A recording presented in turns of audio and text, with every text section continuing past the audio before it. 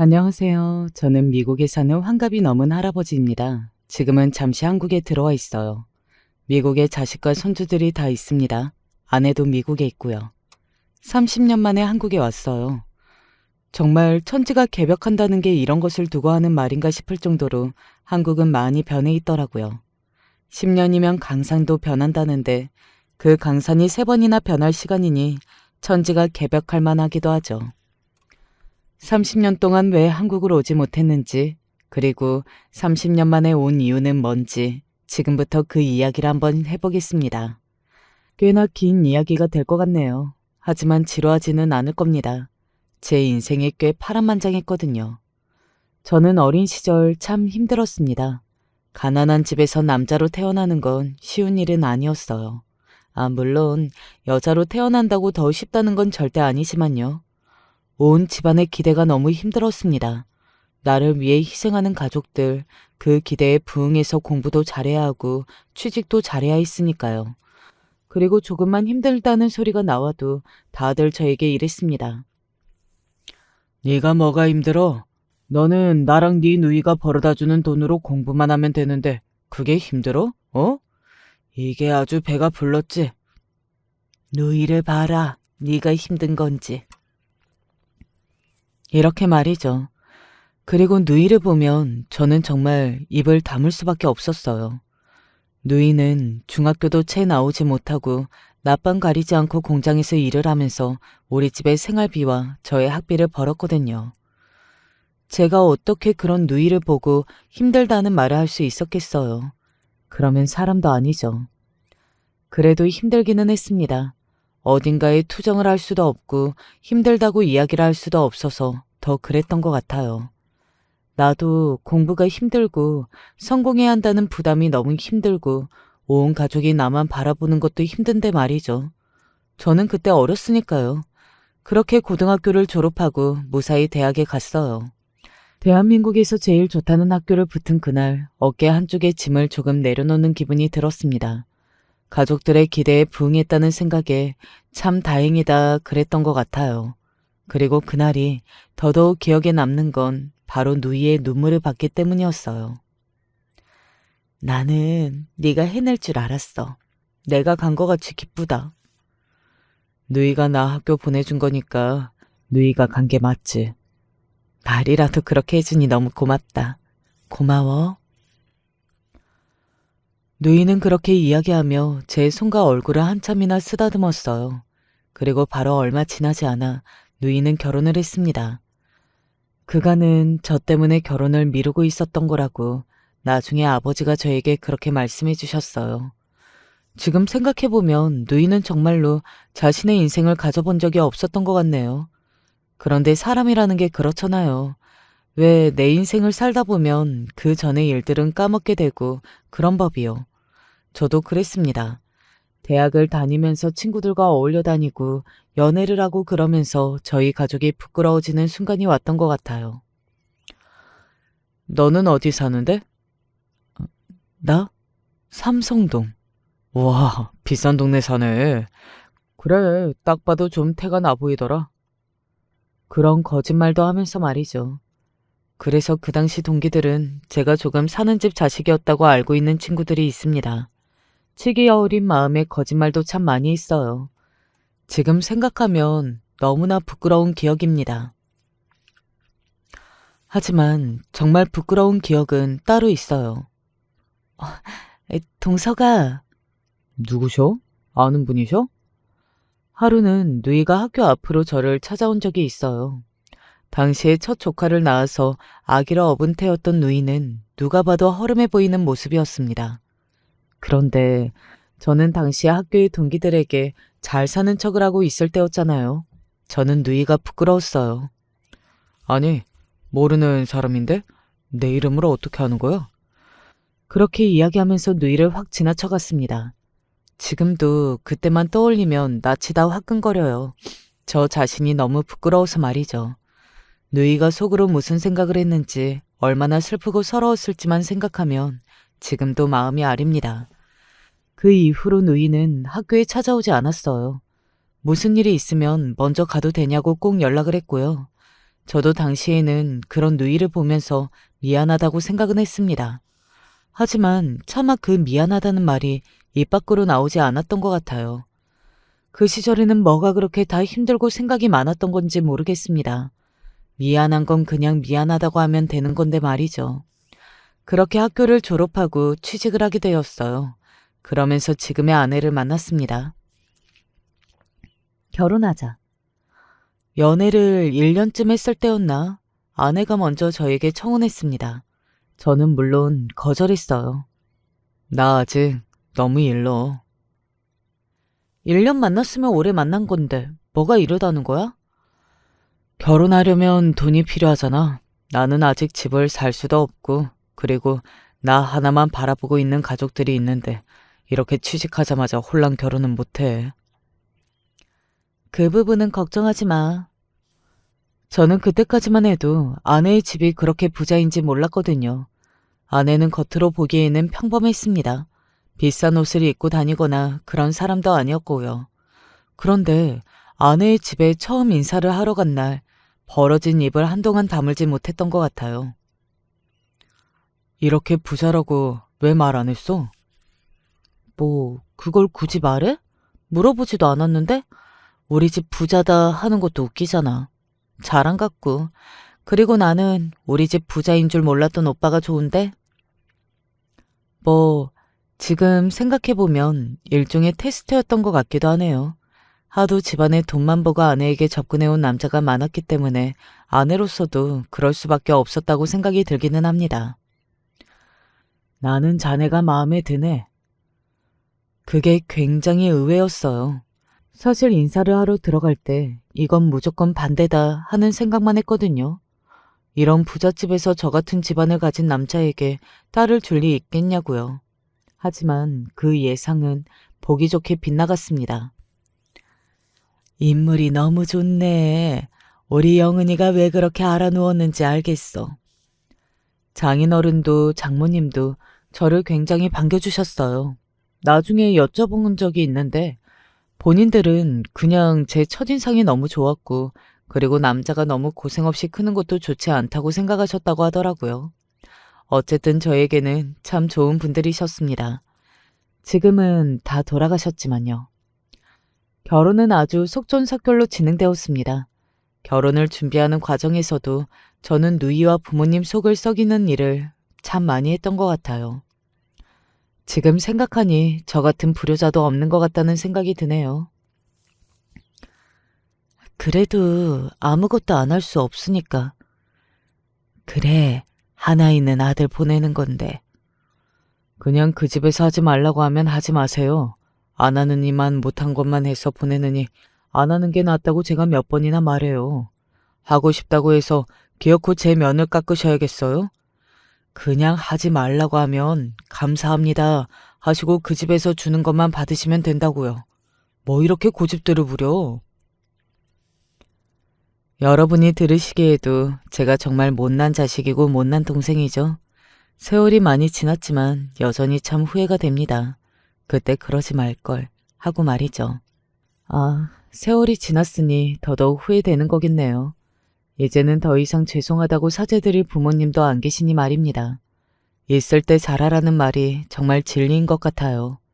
장인어른과 장모님이 저희 집에 해주신 건 참 많았습니다.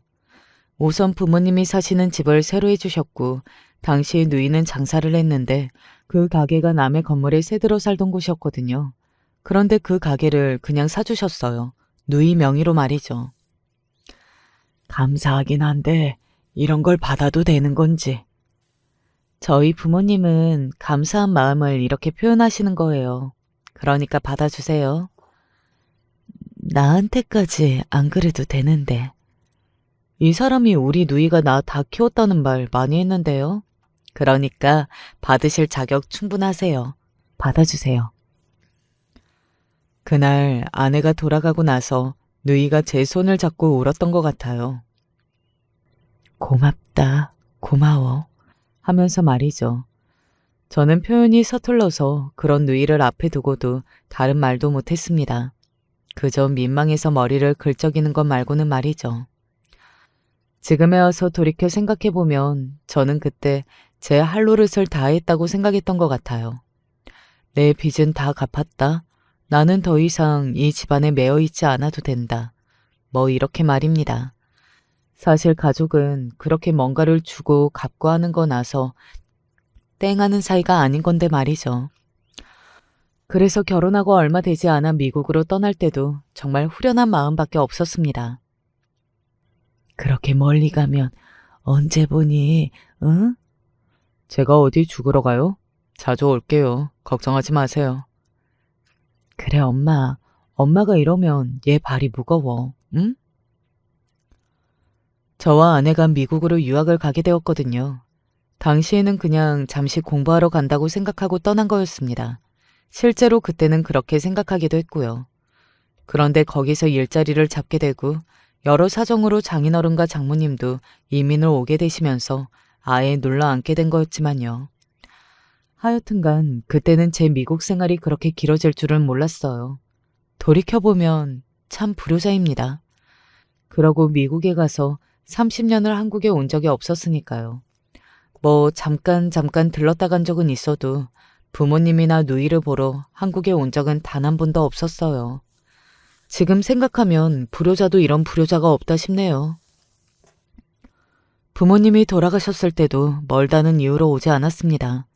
뭐 시간을 빼려면 뺄 수도 있었지만 그런 노력을 하지 않았던 것 같아요. 뭔데 뭐하러 와. 내가 다 알아서 할 수 있어. 일도 바쁘다면서. 정말 괜찮겠소? 나는 괜찮어. 너는 요즘 어떠냐? 조금 전에 힘들다고 하지 않았어? 많이 괜찮아졌어. 다행이네. 언제나 제 걱정뿐인 통화였습니다. 사실 누이를 믿고 그냥 부모님을 내버려둔 것이나 다름없어요. 속마음 한쪽에는 그래도 누이 가게도 사줬고 아버지 어머니 돌아가시면 그 집도 누이가 가져갈 텐데 누이도 믿지는 장사는 아니지. 뭐 그렇게 생각했던 것 같아요. 지금 이렇게 쓰고 보니 나쁜 놈이네요. 아무튼 그렇게 30년의 세월이 훌쩍 흘렀습니다. 이제 저도 나이를 먹을 만큼 먹었고 무엇보다 제 자식들을 낳아서 기르다 보니 부모님이나 누이 생각이 참 많이 나더라고요. 그래서 어느 날, 정말 어느 날 문득 아내에게 이렇게 말했어요. 나 누이 좀 보러 한국에 다녀올게. 하고 말이죠. 아내가 웃더라고요. 당신이 그런 말을 하는 날을 기다렸어요. 형님이 좋아하시겠다. 하고 말입니다. 제가 참 제 주제에 안 맞게 좋은 아내를 만난 것 같다는 생각이 다시 한번 드네요. 아무튼 그렇게 저는 30년 만에 한국으로 누이를 보러 갔습니다. 아이고, 이게 얼마만이냐? 얼마만이야? 언제 이렇게 늙었어 그래? 누가 할 소리를 하요? 누이가 더 늙었구만. 농담으로 하는 말이었지만 진담이었습니다. 너무 오랜 세월이 지나고 보게 된 누이의 얼굴은 정말 많이 늙어 있었어요. 나이도 나이였지만 왜 고생이 느껴지는 얼굴 아시죠? 그런 얼굴이라 슬펐던 것 같아요. 제 이야기에 자기 얼굴을 부끄럽다는 듯 쓰는 누이의 그 거친 손을 보면서는 울컥 눈물이 날 것도 같았습니다. 삼촌 오셨어요? 누이에게는 자식이 둘이 있었거든요. 위가 아들, 아래가 딸이었는데 딸은 지금 지방에서 취직해서 거기서 시집을 갔다고 들었어요. 아들은 누이가 하던 가게 일을 물려받아서 하는 중이라고 들었고요. 아무튼 큰 조카가 제 짐을 받아들면서 그렇게 인사를 하더군요. 한 번도 제대로 못 본 조카가 이렇게 다 큰 장성이 될 만큼 세월이 흘렀네 그려. 지나고 보니 잘나지? 저는 웃으며 누이의 손을 잡았습니다. 지내는 동안 누이의 집에 있기로 했거든요. 누이의 집은 부모님이 사시던 집이더군요. 누이 집은? 그거 애들 주고 나는 여기로 왔지. 사실 거기서 한번 좋지 않은 생각이 들기는 했습니다. 그 나이 먹도록 어머니한테 빌부터 사는 아들이구나 하는 생각을 지울 수가 없었거든요. 하지만 저는 그런 말을 입 밖으로 낼 자격이 없다고 생각했어요. 저도 누이에게 빌부터 산 사람이잖아요. 그리고 이 집이 더 좋아. 이 집이 1층이잖아. 누가 뭐랬소? 누이는 제가 속으로 무슨 생각을 하는지 알기라도 한다는 듯 자기 아들 편을 들더라고요. 누이가 안타깝고 그 인생이 정말 짠하다는 생각이 들었던 것 같아요. 젊어서는 자기 동생을, 나이 들어서는 자기 자식을, 이렇게 평생 누군가를 뒷바라지하면서 본인 인생은 없이 사는 게 말입니다. 있는 동안 누이한테 맛있는 것도 많이 사주고 선물도 많이 해야겠다고 생각했습니다. 누이와 여행도 다니고 여기저기 만난 것도 많이 먹으러 다니려고 생각했지만 제 뜻대로 되지는 않았습니다. 누이는 아직 자기 아들의 식당 일을 봐주고 있더라고요. 언제까지 그렇게 도와줄 거요? 할 수 있을 때까지는 해줘야지. 다 큰 아들내미를, 게다가 지 마누라도 있다면서. 다 컸어도 내 눈에는 아직 물가에 내놓은 자식이요. 그래도 이제는 혼자 하게 좀 두소. 그래야 지도 늘지. 제 말에 누이는 대답도 하지 않고 허허 웃기만 하더군요. 동생이 미국에서 누이 보러 왔는데 나랑 같이 여기저기 다니면 좀 좋소? 그러세요, 어머니. 가게는 저랑 집사람이 잘 볼 수 있어요. 삼촌도 오랜만에 한국 오신 거고 또 언제 오실지도 모르는 건데. 그럴까 그러면? 그렇게 며칠간 휴가 아닌 휴가를 얻어냈습니다. 후회를 남기고 싶지 않았어요. 그래서 정말 열심히 다녔습니다. 맛있는 것도 먹고 좋은 곳도 다니고 그리고 누이한테 비싼 가방, 비싼 옷도 사주고 말이죠. 아이고, 이렇게 맛있는 건 처음 먹어본다. 아이고, 이렇게 좋은 곳은 처음 와본다. 아이고, 이렇게 좋은 옷은 처음 입어본다.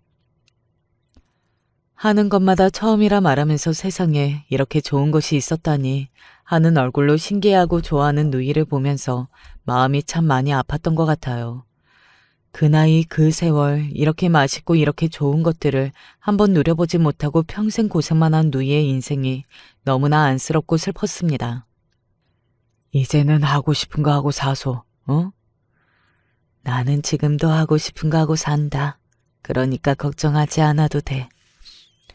자식들 뒤치다꺼리 하는 게 뭐가 하고 싶은 거 하고 사는 거요? 내가 좋아서 하는 거야. 그렇게 말하면서 웃는 누이의 얼굴이 너무나 애달프게 느껴졌던 것 같네요. 그래서 저도 모르게 이렇게 물었던 것 같아요. 나랑 같이 미국 갈라요? 라고 말입니다. 누이는 말만으로도 정말 고맙다고 거절했지만요. 누이와의 여행 중에 가장 기억에 남는 장소는 부모님을 모신 곳이었습니다. 정말 풍경이 좋은 곳에 모셨더라고요. 우리 어머니 아버지 고생 많이 하셨는데 죽어서는 이렇게 좋은 풍경 보면서 편하게 누워 계시라고 내가 무리를 조금 했지. 그러게 많이 무리했네. 마지막에 네 이름을 참 많이 부르셨어. 그 말을 듣는데 목이 콱 하고 막혀서 무슨 말을 어떻게 해야 할지 모르겠다는 생각이 들었습니다. 정말 많이 후회했던 것 같아요. 왜 그 긴 세월 얼굴 한번 뵈러 오지 못했나. 뭐가 그렇게 바빠서 뭐가 그렇게 힘들어서 하면서 말입니다. 네 자랑도 참 많이 하고 다니셨는데 우리 집 장남이 미국에서 큰 회사에 다닌다고 얼마나 부자인지 모른다고 이 집도 우리 장남이 해준 거라고. 그만하소. 나 눈물 날라 그러니까. 어머니 아버지는 너 원망 하나도 안 하셨어. 그러니까 너도 죄스러워하거나 그러지 마라. 말년에 그렇게 편하게 가신 게 다 네 덕이라고 얼마나 이야기를 많이 하고 가셨는데. 그날 누이의 그 말을 듣고 아이처럼 울었습니다. 지나간 세월이 참 허상하고 이미 돌아가시고 없는 부모님에게 죄송하고 그 얼굴이 보고 싶고 그래서 말입니다. 그렇게 운 건 정말 나이 먹어서 처음인 것 같아요. 그리고 그 김에 누이에게 사과도 했습니다. 그날 말이요. 미안했소. 그날? 누이가 나 학교 찾아온 날 모른 척한 거 말이요. 누이는 한참을 생각하더니 크게 웃더군요. 그리고 제 손을 가만히 잡았습니다. 그게 언제적 일인데 아직도 그렇게 마음에 걸려있나. 나는 다 잊었다. 잊었어. 돌이켜 생각해보면 저는 참 복이 많은 사람이었던 것 같아요.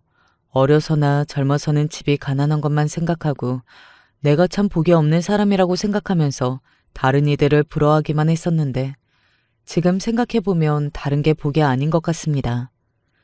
이런 부모님, 이런 누이를 둔 게 최고의 복인 거죠. 그런 복이 있는 줄도 모르고 평생을 살아온 게 너무나 한스럽더군요. 내가 앞으로 누이한테 평생 빚 갚으며 살라요. 네가 나한테 진 빚이 어디 있다고 그러냐. 정말 다짐했습니다. 남은 인생 누이에게 잘하면서 살자고 말이죠. 이제는 한국도 자주 들어오고 또 살뜰히 챙기면서 말입니다. 미국 한번 놀러 오소. 나는 일본도 한번 간 적이 없는데 미국을? 아이고 됐다. 됐어. 누이의 그 말에 또 한번 가슴이 아팠던 것 같네요. 다음에는 해외여행을 보내드려야겠다고 다짐했던 것 같습니다. 아무튼 그렇게 짧다면 짧은 누이와의 여행이 끝나고 미국으로 돌아갈 준비를 하고 있었습니다. 그런데 뭔가 심상치 않은 느낌을 받게 된 일이 생겼어요. 어머, 이 가방도 삼촌이 사주신 거예요? 이쁘지? 안목 좋으신 것 봐. 우리 어머니 좋으시겠네. 그러면 그렇지. 그런데 이런 건 좀 어머니같이 나이 드신 분들보다는 저같이 젊은 사람이 더 잘 어울리지 않나? 조카 며느리가 그렇게 이야기하면서 제가 누이에게 사드린 가방을 메고서는 거울을 보는 겁니다. 그리고 누이는 그런 조카 며느리를 보고서도 아무런 말도 하지 않았고요. 직감적으로 알 수 있었습니다. 아, 내가 가고 나면 저 가방은 조카 며느리의 것이 되겠구나. 그래서 저는 재빨리 이야기했어요. 그래도 내가 누이한테 사준 거니까 누이가 잘 들고 다녀요. 알겠소? 하고 말이죠. 제가 그런 말을 하는 의도를 눈치를 챈 건지 어쩐 건지 조카 며느리가 순간 표정이 날카로워졌다가 다시 표정 관리를 하면서 그 가방을 누이 앞에 내려놓더군요. 이렇게 말하면서요. 동생 없는 사람은 서러워 살겠나 라고 말입니다. 사실 조카 며느리는 첫인상부터 딱히 좋은 느낌을 받지는 않았습니다. 식당에 한번 갔을 때도 저는 가만히 있으면서 다 늙은 누이가 힘들게 일하는 걸 멀뚱히 보고만 있었거든요. 솔직히 그때도 한마디 하고 싶었는데 제가 그런 말할 처지가 안 되는 것 같아서 꾹 참았고요. 그날 밤 조카 며느리가 돌아가고 나서 누이에게 물었습니다. 누이 며느리는 어떤 아기요? 하고 말이죠. 제가 그렇게 물으니 그 의도를 알아차린 누이가 살포시 웃더군요. 그리고는 이렇게 말했습니다. 아가 말은 틱틱거리면서 해서 그렇지 속은 깊은 아요. 누이한테 잘하는 거 맞소? 요즘 같은 세상에 그 아 정도면 괜찮지. 요즘 애들이 좀 유난이냐? 절대 남 험담은 하지 않고 속상한 일이 있어도 속으로만 삼키는 사람이 그렇게 이야기하는 거 보면 영 좋은 며느리는 아닌가 보다 하는 생각을 하기는 했습니다. 그래도 뭐 나쁜 아이는 아닌가 보네 하고 생각하기도 했고요. 그냥 철이 좀 덜 든 요즘에 정도로만 생각했던 것 같아요. 그 생각은 바로 다음날 산산조각이 났지만요. 다음날이 미국으로 돌아가는 날이었기 때문에 짐을 싸고 있었습니다. 누이에게는 잠시 한국의 친구들을 보러 간다고 오전에 이야기를 하기는 했어요. 그래서 누이는 제가 집에 없는 줄 알기는 했을 겁니다. 뭐 속인 건 아니고 약속을 잡기는 했었어요. 친구가 갑자기 일이 생겨서 그 약속이 파토가 난 거죠. 제가 머물렀던 작은 방에서 짐을 싸고 있는데 현관문이 벌컥 열리는 소리가 들리더라고요. 저는 누이인 줄 알았습니다. 그런데 아니었어요. 진짜 제정신이세요? 몰랐다고 그러지 않니? 아니, 거기서 요즘 장사 힘들다고 말씀하시면 어떡해요? 저 친한 동네 아줌마들 앞에서. 아, 진짜. 아니, 그냥 요즘 장사 잘 되느냐는 말에. 나 쪽팔려서 어떻게 고개를 들고 다녀요? 그 사람들한테 우리 가게 맛있어서 장사 잘 된다고 자랑이랑은 자랑은 다 해놨는데 거기서 그렇게 그런 말씀을 하시면 제가 쪽팔려서 그 사람들 앞으로 어떻게 보느냐고요. 정말 찢어지는 고함 소리였습니다.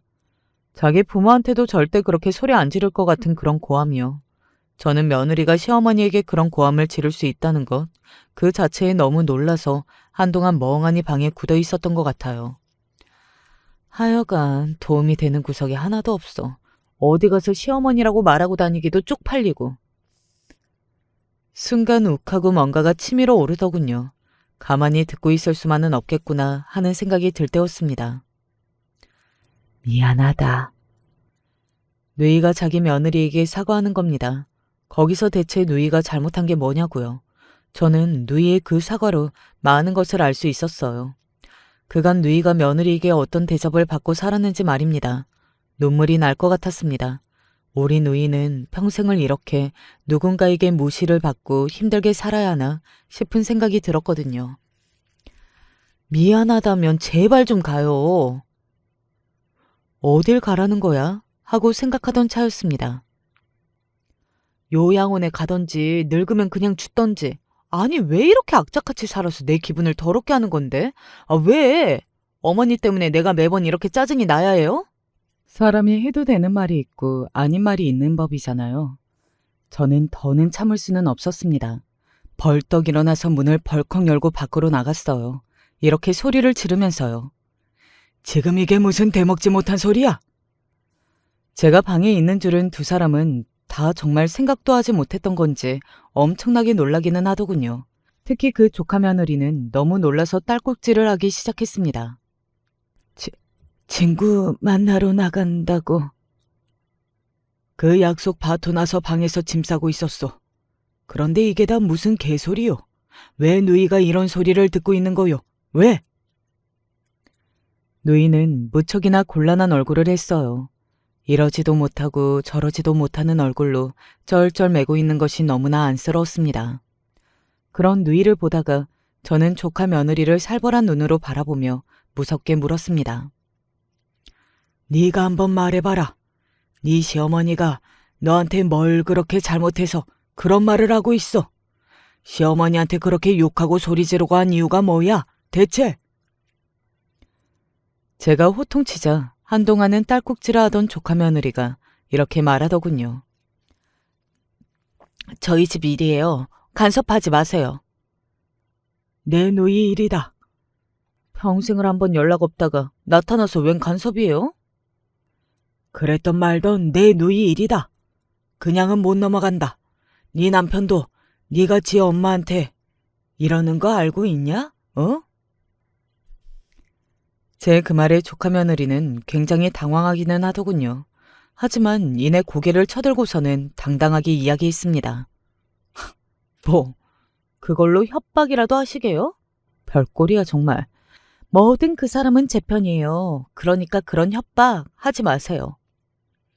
그리고서는 누이를 다시 한번 노려보더니 잔뜩 성질이 난 몸짓으로 그대로 밖으로 나갔습니다. 문은 또 어찌나 세게 열고 닫던지 순간 문짝이 떨어지는 줄 알았어요. 저런 것 하고 어떻게 며느리 시어머니로 지내요? 어? 평소에는 안 저랴. 그러면 오늘이 처음도 아니라는 말이요? 종종 저런다는 말이냔 말이요. 누이가 쩔쩔거리며 아무 말도 하지 못했습니다. 저는 부하가 치밀어 오르는 느낌이었어요. 나 이대로는 미국 못 가요. 이런 대접을 받는 누이를 보고 미국행 비행기에 몸을 실을 수 없었습니다. 30년 전에는 뒤도 돌아보지 않고 갔지만 지금은 그럴 수 없었어요. 그때 그랬기 때문에 더더욱 지금 그럴 수 없었습니다. 일단 제일 먼저 비행기표를 취소하고 아내에게 전화했어요. 나 여기서 해결할 일이 생겼어. 이것만 해결하고 돌아갈게. 심각한 일은 아니죠? 걱정하지 말고 내가 연락 자주 할 테니까. 누이의 일이라고 이야기했는데 아내는 그날 바로 한국행 비행기표를 끊었더라고요.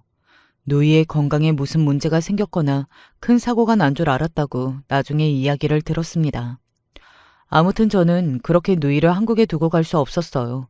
그리고 그 조카 며느리도 가만히 둘 수 없었습니다. 제일 먼저 조카를 불러다 물었습니다. 네 마누라가 네 시어머니한테 그렇게 욕짓거리하면서 요양원을 가라 죽어라 하는 거 너 알았어 몰랐어? 조카는 처음에는 정말 몰랐던 건지 조금 놀라기는 하더군요. 하지만 그 망할 놈의 자식도 결국에는 지 마누라 편을 들었습니다. 그 사람도 사정이 있었겠죠. 무슨 사정? 일이 힘들다거나 뭔가 스트레스를 받는 일이. 그렇다고 자기 시어머니한테 그렇게 소리를 지르면서 그런 말을 해? 너는 네 엄마가 그런 말을 들었다는데 화도 안 나냐? 어? 어머니가 뭔가 잘못을 하셨겠죠. 그 말을 듣는데 순간 누군가 제 이성의 끈을 자르는 느낌이 들더군요. 눈이 돈다는 건 그런 것을 두고 하는 말인가 싶었습니다. 그런 제 상태도 모르고 조카는 이런 말을 계속해서 내뱉었습니다. 삼촌도 저희 집 일에 간섭 그만하고 미국 돌아가세요. 가면 그만인 사람이 남의 집안일 들쑤시고 다니지 말고. 그리고 자기 잘 살겠다고 미국 가서 30년 만에 온 사람이 무슨 자격으로 누이 거리면서 챙겨? 저는 그것도 웃기거든요. 저도 알고 있었습니다. 저에게 그런 자격이 주어진 건 아니라는 것을. 저도 누이에게 잘못한 게 많다는 것도요. 그런 주제에 이렇게 잠시 얼굴 비춰서 가족 행세하는 것도 웃기고요. 하지만 그냥 지나칠 수 있는 문제는 아니었습니다. 이번에도 이렇게 모르는 척하고 도망가듯 가버리면 평생을 죽을 때까지 후회로 살다 죽을 거라는 것도 말이죠. 가족 행세 아니고 진짜 가족하면 되는 거지? 네? 내가 너희 가만 안 둔다. 가만 안 둬. 저는 조카가 사과만 하고 앞으로 그런 일 없도록 잘 이야기하겠다.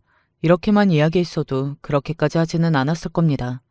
그런 의미에서 조카와 조카 며느리는 본인들이 본인들 무덤을 스스로 판 셈이나 다름이 없는 거죠. 저는 온 인맥을 동원해서 한국에서 유명하다는 변호사 한 분에게 연락했어요.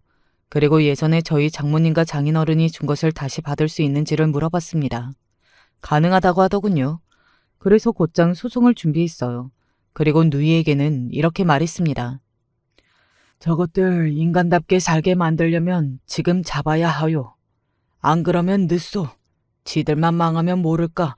밑으로 자식들도 있는데 지들 엄마 아빠 보면서 걔들이 뭘 배우겠소. 이게 다 내가 자식 교육을 못 시켜서. 그런 하나마나한 소리 하지 마시고 저것들 정신 차리게나 합시다. 누이는 가만히나 있으소. 내가 다 알아서 할 테니까.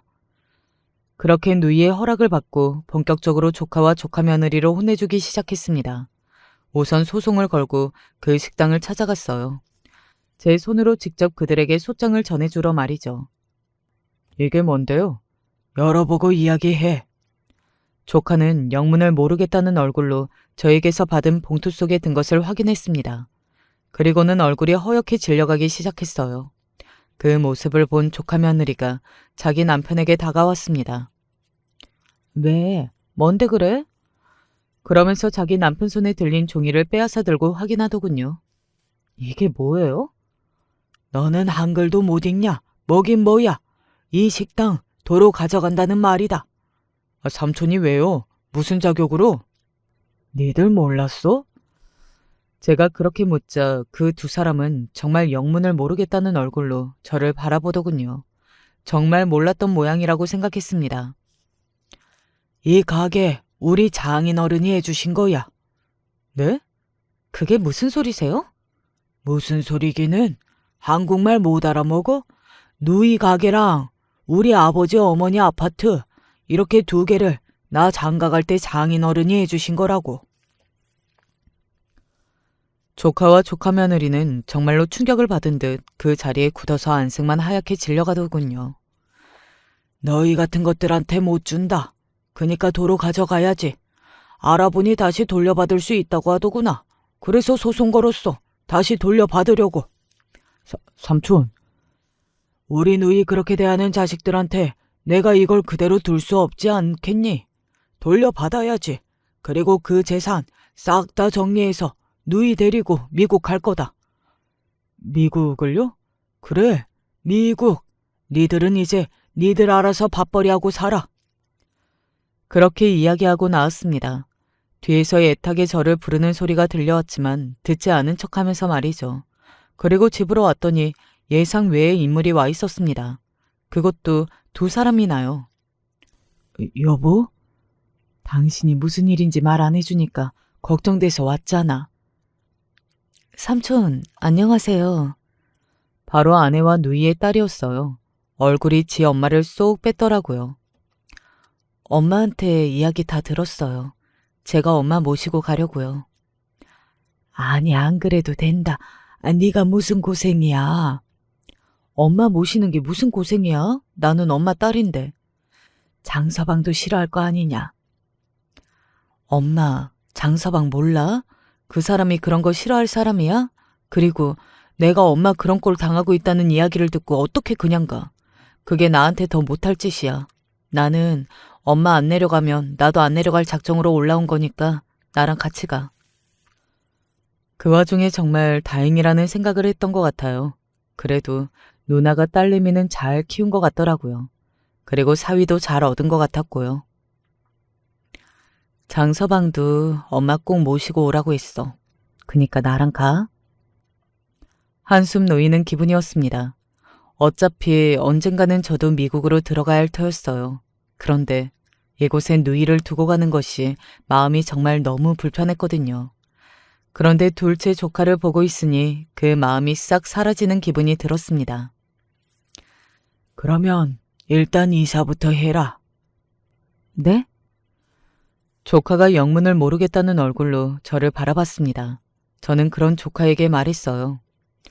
내가 아파트 하나 해줄 테니까 거기로 이사해.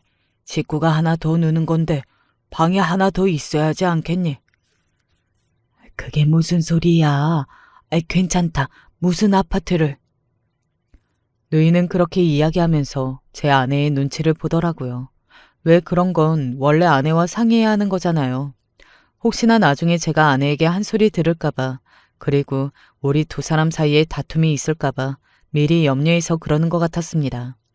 그런 누이를 보고 아내가 웃었어요. 이 사람 돈 많아요. 그 정도는 벗겨 먹으셔도 돼요. 어릴 때 이 사람 공부시켜준 거 형님이시잖아요. 형님 아니었으면 이렇게 못 살 사람인데 그 정도는 받으셔도 되죠. 제가 이야기했잖아요. 저는 정말 좋은 아내를 뒀다고 말입니다. 저희 지금 사는 집도 남는 방이 있어요. 그래도 받아. 이럴 때는 그냥 감사합니다 하고 받는 거야.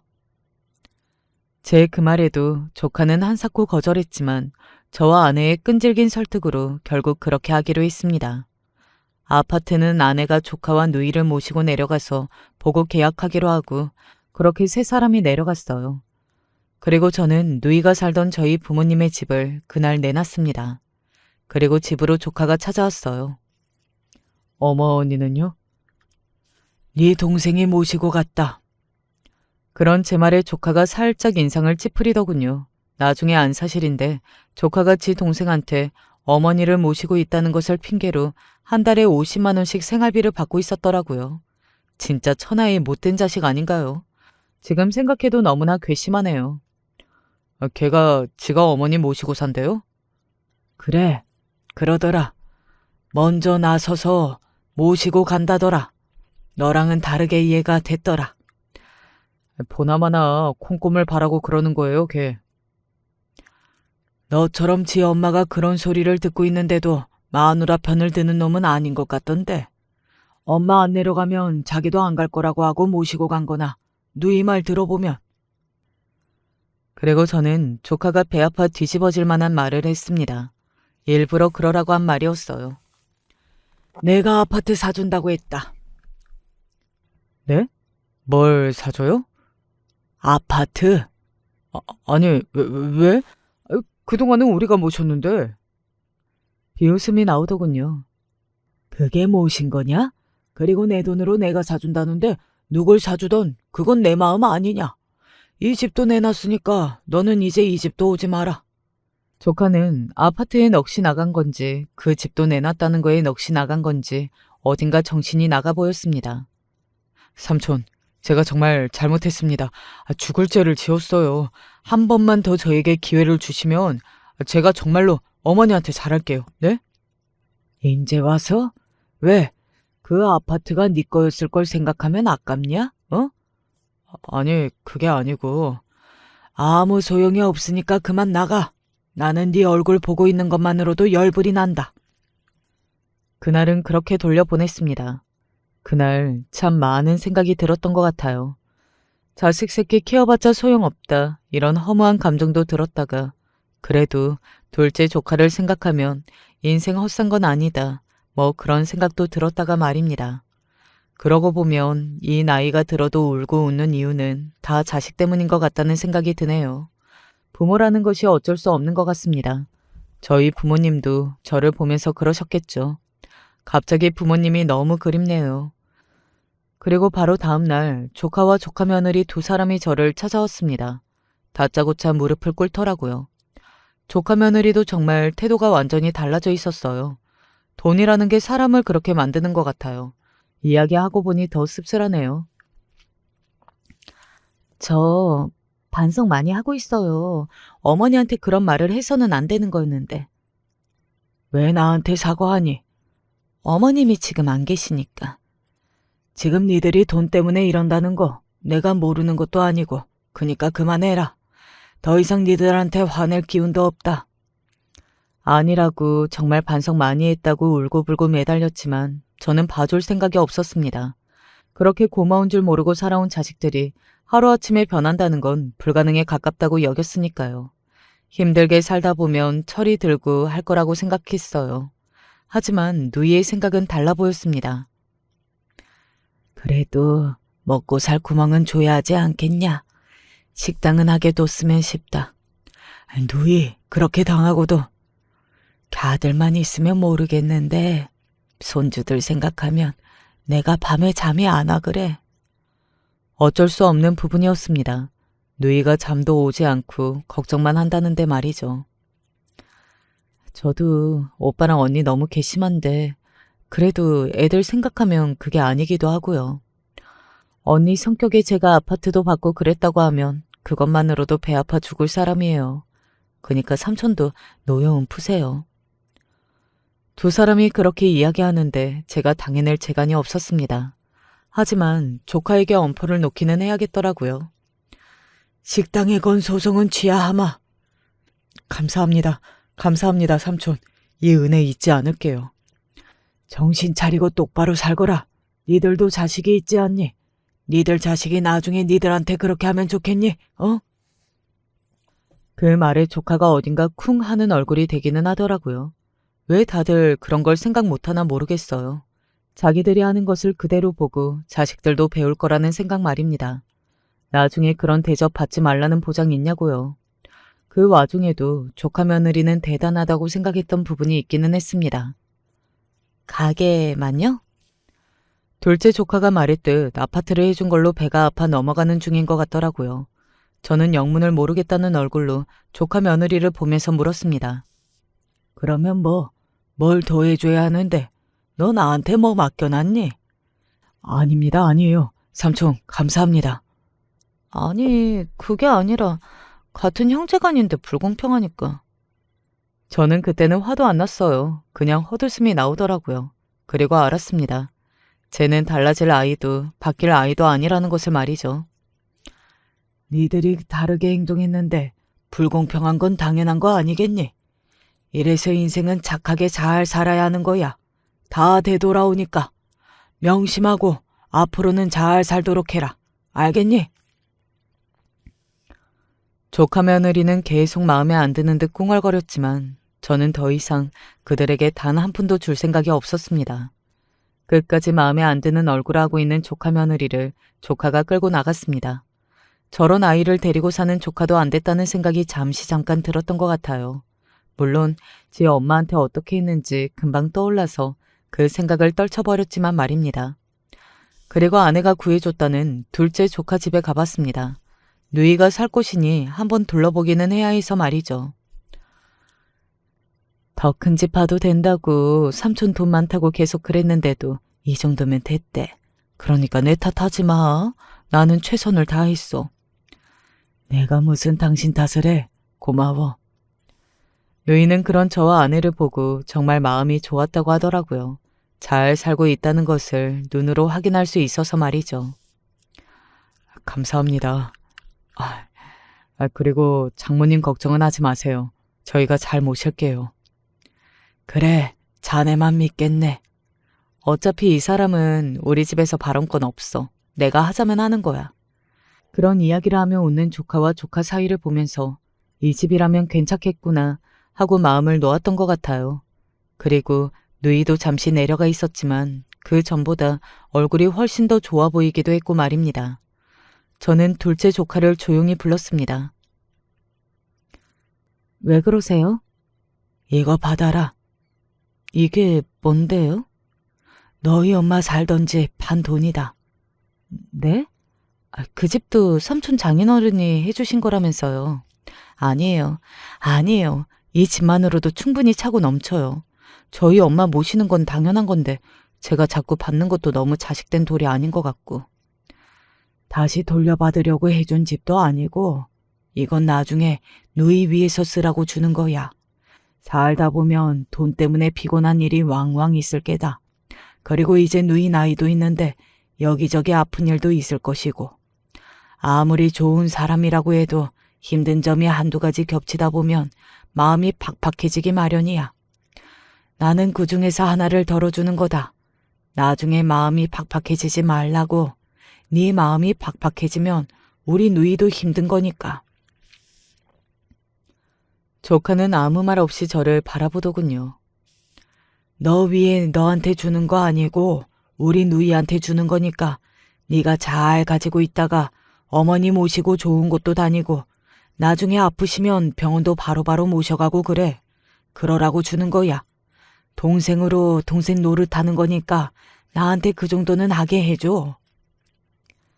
제 말을 끝으로 들은 조카의 눈에 눈물이 고였습니다. 그렇게 말씀하시면 제가 어떻게 거절해요. 그거 잘 됐구만. 저는 기어코 조카의 손에 그 돈까지 쥐어주고 나서야 한결 가벼워진 마음으로 미국행 비행기에 다시 오를 수 있었습니다. 비행기를 타기 전 둘째 조카가 저에게 했던 그 말이 아직도 눈물이 나네요. 삼촌 같은 동생 또 없을 것 같아요. 살아보니 나쁜 사람들도 경우 없는 사람들도 너무 많더라고요. 그러니까 삼촌도 엄마한테 그만 미안해 하세요. 지난 제 세월을 용서받는 기분이 들었거든요. 비행기 안에서 펑펑 우는 저를 아내가 옆에서 오랫동안 달래줬던 게 기억이 납니다. 둘째 조카와는 그 이후로 자주 연락하고 지냅니다. 누이는 뭐 당연한 거고요. 잘 지내고 있다더군요. 좋은 곳도 자주 다니고 맛있는 것도 많이 먹으면서 말입니다. 언제 한번 미국으로 놀러 온다는 말을 듣고는 얼마나 반가웠는지 모르겠네요. 그날을 손꼽아 기다리고 있습니다. 누이가 오면 어디를 데려가야 하나 생각하면서 말이죠. 제 이야기는 여기까지입니다. 어떻게 들으셨는지 모르겠네요. 저는 제 이야기지만 쓰면서 참 많이 울고 웃고 있는데 그런 제 마음이 들으시는 분들에게 잘 전달이 되었는지 모르겠습니다. 제가 글솜씨가 좀 없는 편이라서 걱정이 되네요. 가족이라는 건 언제나 어느 때나 정말 소중하게 대해야 하는 것 같다는 생각이 드는 날이네요. 옆에 있다고 막대하고 그러는 게 아니라 옆에 있으니 더 소중하게 말입니다. 정작 마지막에 남는 건 결국에는 가족이니까요. 긴 이야기 마지막까지 들어주셔서 감사합니다. 언제나 건강하시고 가족에 좋은 일만 있으시길 바라겠습니다. 남편과는 대학교 때 사고를 쳐서 결혼하게 된 사이입니다. 저희가 젊은 혈기에 앞뒤 안 가렸다는 것은 인정하지만 그럼에도 저희는 너무나 사랑하는 사이였습니다. 서로가 첫 연애였고 첫사랑이었거든요. 하지만 부모님들 입장에서 연애한다고 해서 오냐오냐 봐주고 있었더니 갑자기 애가 생긴 상태로 책임져야 할 일들이 생긴 자식들을 무작정 곱게 볼 순 없었을 거란 걸 잘 압니다. 지금 저한테 아들이 있는데 만약에 아들이 대학교 시절 사귄 여자친구와 갑자기 임신을 해가지고 결혼을 하겠다고 찾아오면 노발대발할 것 같으니까요.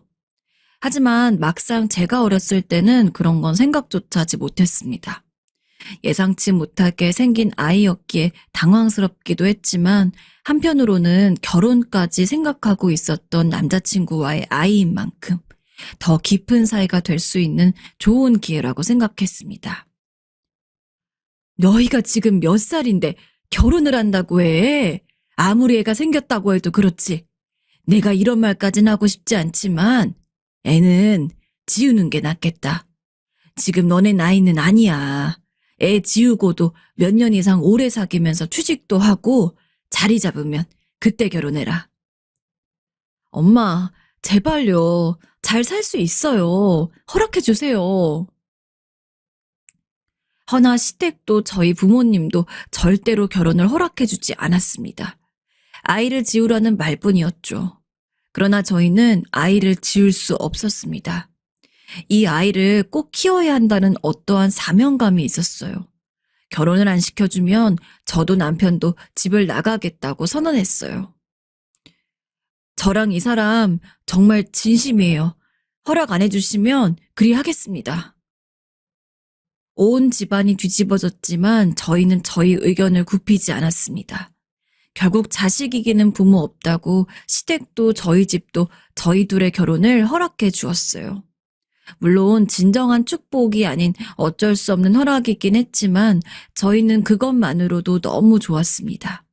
그저 둘이 함께 살 수 있었다는 게 행복이었으니까요.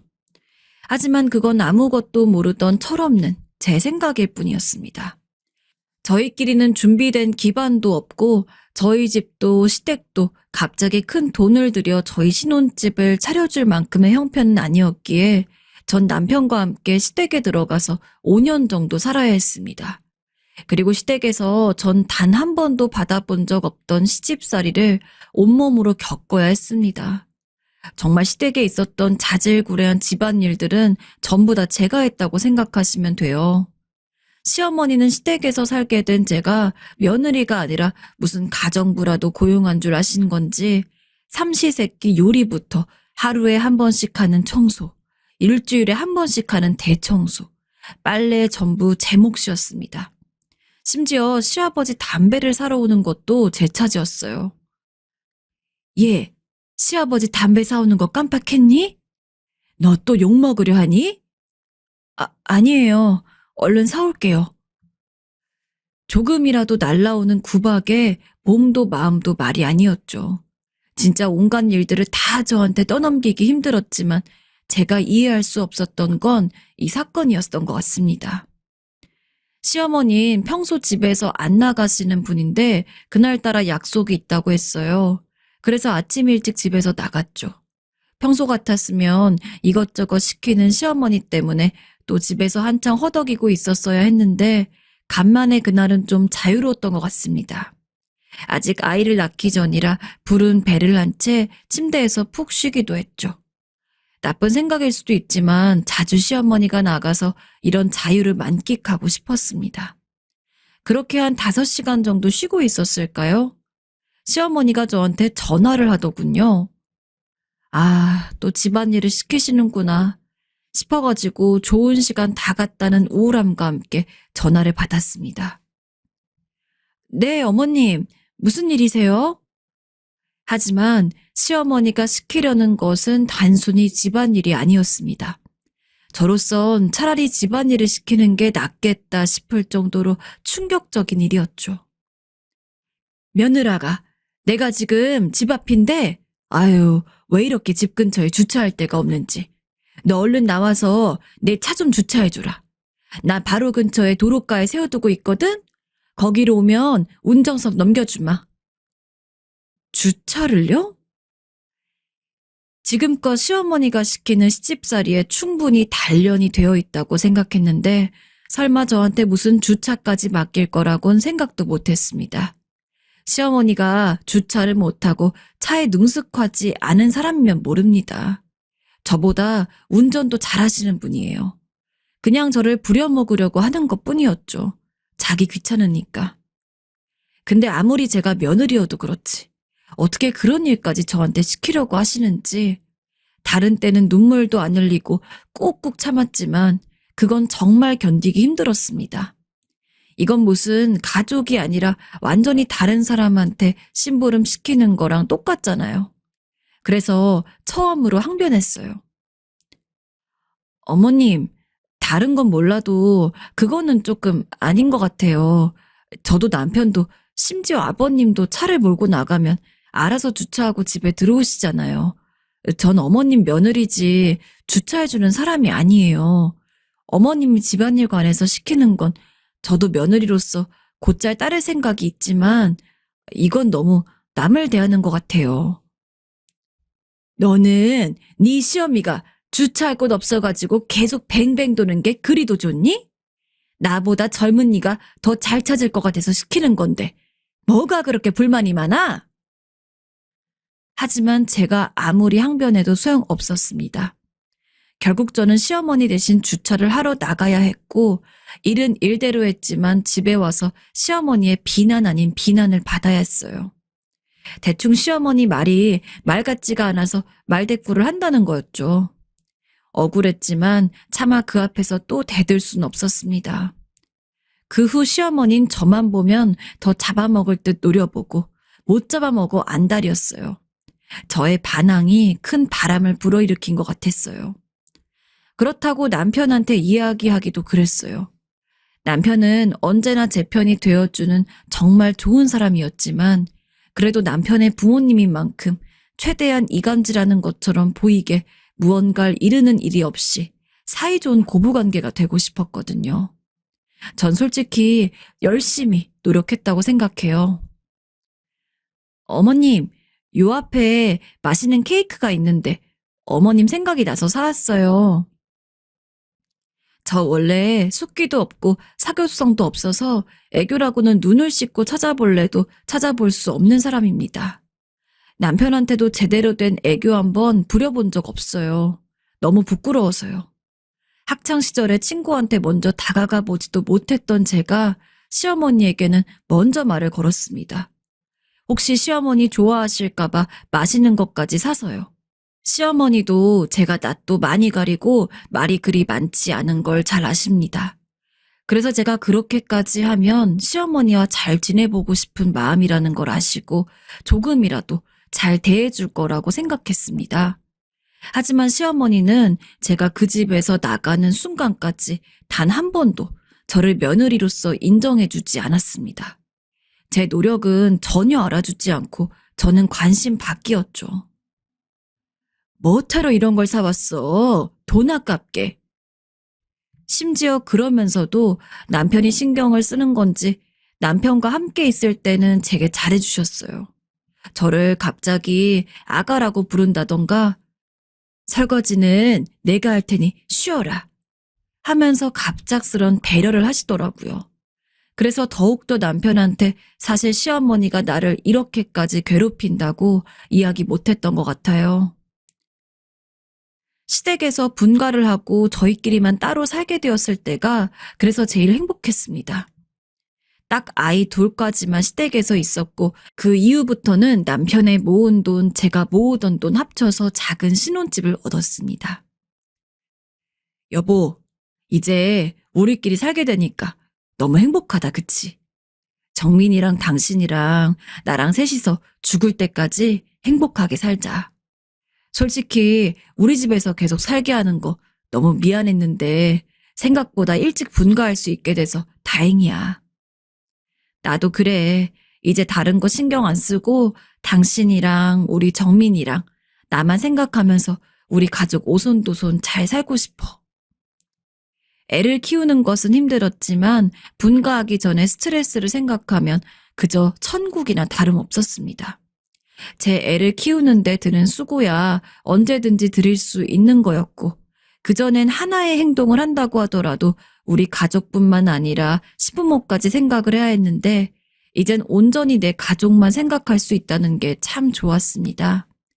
그리고 남편이 무엇보다도 일편단심에 한 우물만 파는 사람이라 혹시나 남편이 바람이라도 필까, 다른 여자라도 만날까, 전전긍긍할 것도 없었습니다. 남편은 일이 일정해서 출퇴근 시간이 별 차이가 없는 편이었는데 그럼에도 언제나 출근했으면 출근하였다고 문자를 보내고 퇴근하면 퇴근한다고 문자를 하면서 자기가 뭘 하고 있는지를 알렸습니다. 여보, 오늘 오랜만에 당신이 좋아하는 떡볶이 사갈게. 우리 같이 먹자. 누구보다 다정한 남편을 저는 정말로 많이 사랑했습니다. 사실 시댁에서 그렇게 힘들었던 시집살이를 견딜 수 있던 것도 남편이 있었기 때문이었습니다. 정확히는 남편과 저희 아이요. 남편마저 나를 믿고 사랑할 수 있는 사람이 아니었다면 전 진작 그 집에서 도망갔을 겁니다.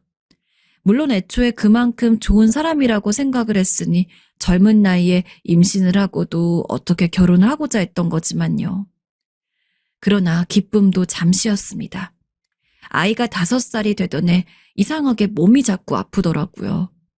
원래 병원 간다고 잘 안 하는 성격이라 그냥 몸살인가 싶어서 견뎠습니다. 그런데 몸은 나아질 기미도 보이지 않고 가끔은 저조차도 이거 너무 심한 거 아닌가 싶을 정도로 아팠어요. 제가 병원을 가보게 된 건 남편 덕입니다. 시시때때로 안색이 파리하게 질리는 저를 보고 남편이 뭔가 이상하다고 느낀 거죠.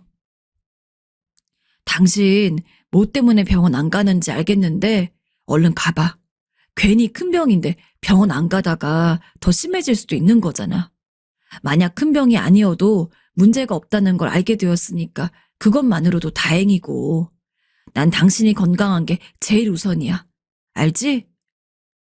남편이 하도 성화를 부리는 통에 어쩔 수 없이 병원을 갔습니다. 큰 대학병원이었는데 저를 진찰하던 의사가 한참을 유심히 제 검사 결과를 보더군요. 너무나 심각한 얼굴이었기에 본능적으로 제가 아주 건강한 상태가 아니라는 것을 어렴풋이 알게 되었습니다. 그리고 그런 제 예상에 맞춰서 의사는 이야기했죠. 제가 유방암이라고 말이죠. 함께 병원에 간 남편도 저도 놀랐습니다. 유방암이요? 제가요? 네, 얼른 수술을 하셔야 할 것 같습니다. 아무리 요새 암이 3명 중 1명이 걸릴 만큼 많은 사람들에게 보인다곤 하지만 설사 그 주인공이 내가 될 거라고는 몰랐기에 너무나 놀랐어요. 그나마 불행 중 다행으로 수술을 하면 완치 가능성이 높다곤 했습니다. 아직 심각한 상황이 아니었고 나름대로 초기에 발견이 되었기 때문에요. 하지만 전 살면서 큰 수술 한번 해본 적이 없습니다. 사실 잔병 치레 자체도 저한테는 그렇게 익숙한 일이 아니었어요. 살면서 크게 아파본 적 한 번도 없었는데 정말 오랜만에 간 병원에서 암 진단을 받을 줄은. 집에 어떻게 돌아왔는지도 모르겠습니다. 남편은 일부러 기분을 풀어주려 농담도 했지만 아무것도 들리지 않았습니다. 내가 암이라니. 그 무서운 암에 걸렸다니. 쉽게 현실을 받아들일 수가 없었습니다. 엄마, 놀라지 말고 잘 들어. 나 요새 몸이 조금 안 좋아서 병원에 다녀왔는데 유방암이래. 너무 걱정은 마. 수술하면 금방 완치할 거래. 초기라서. 요즘 의술이 좋아졌잖아. 의사 선생님도 걱정하지 말랬어. 일부러 친정엄마에게는 밝은 척 연기를 했습니다. 그래야 할 것 같아서요. 아이고, 그렇게 건강하던 애가 갑자기 무슨 유방암이야. 친정엄마는 놀란 눈치긴 했지만 일부러 씩씩하게 웃으시더군요. 요즘 유방암은 초기에 발견되면 완치율이 90%가 넘는데 걱정하지 마라. 엄마가 어떻게든 너 살려낼 테니까. 그리고 너 어렸을 때부터 들어놓은 보험도 꽤 있겠다. 돈 걱정 같은 거 하지 말고. 특히 스트레스 받지 말고 치료에만 전념해야 한다. 사실 신혼집도 조금 무리해서 얻은 거라 돈이 가장 큰 문제였습니다. 하지만 그것도 친정엄마 덕분에 잘 해결이 됐어요.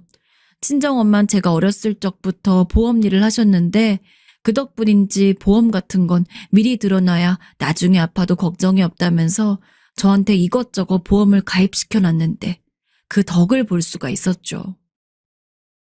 사실 아파서 제일 큰 걱정인 게 건강 자체도 있지만 돈이잖아요. 특히나 저희처럼 분가한 지 얼마 안 돼서 당장 큰 돈을 쓴 경우에는 치료비가 가장 문제인 상황이었는데 친정 엄마가 아니었으면 저 굉장히 많이 힘들었을 겁니다. 그리고 역시나 시어머니는 제 수술 소식을 듣고는 아이고 어떡하니?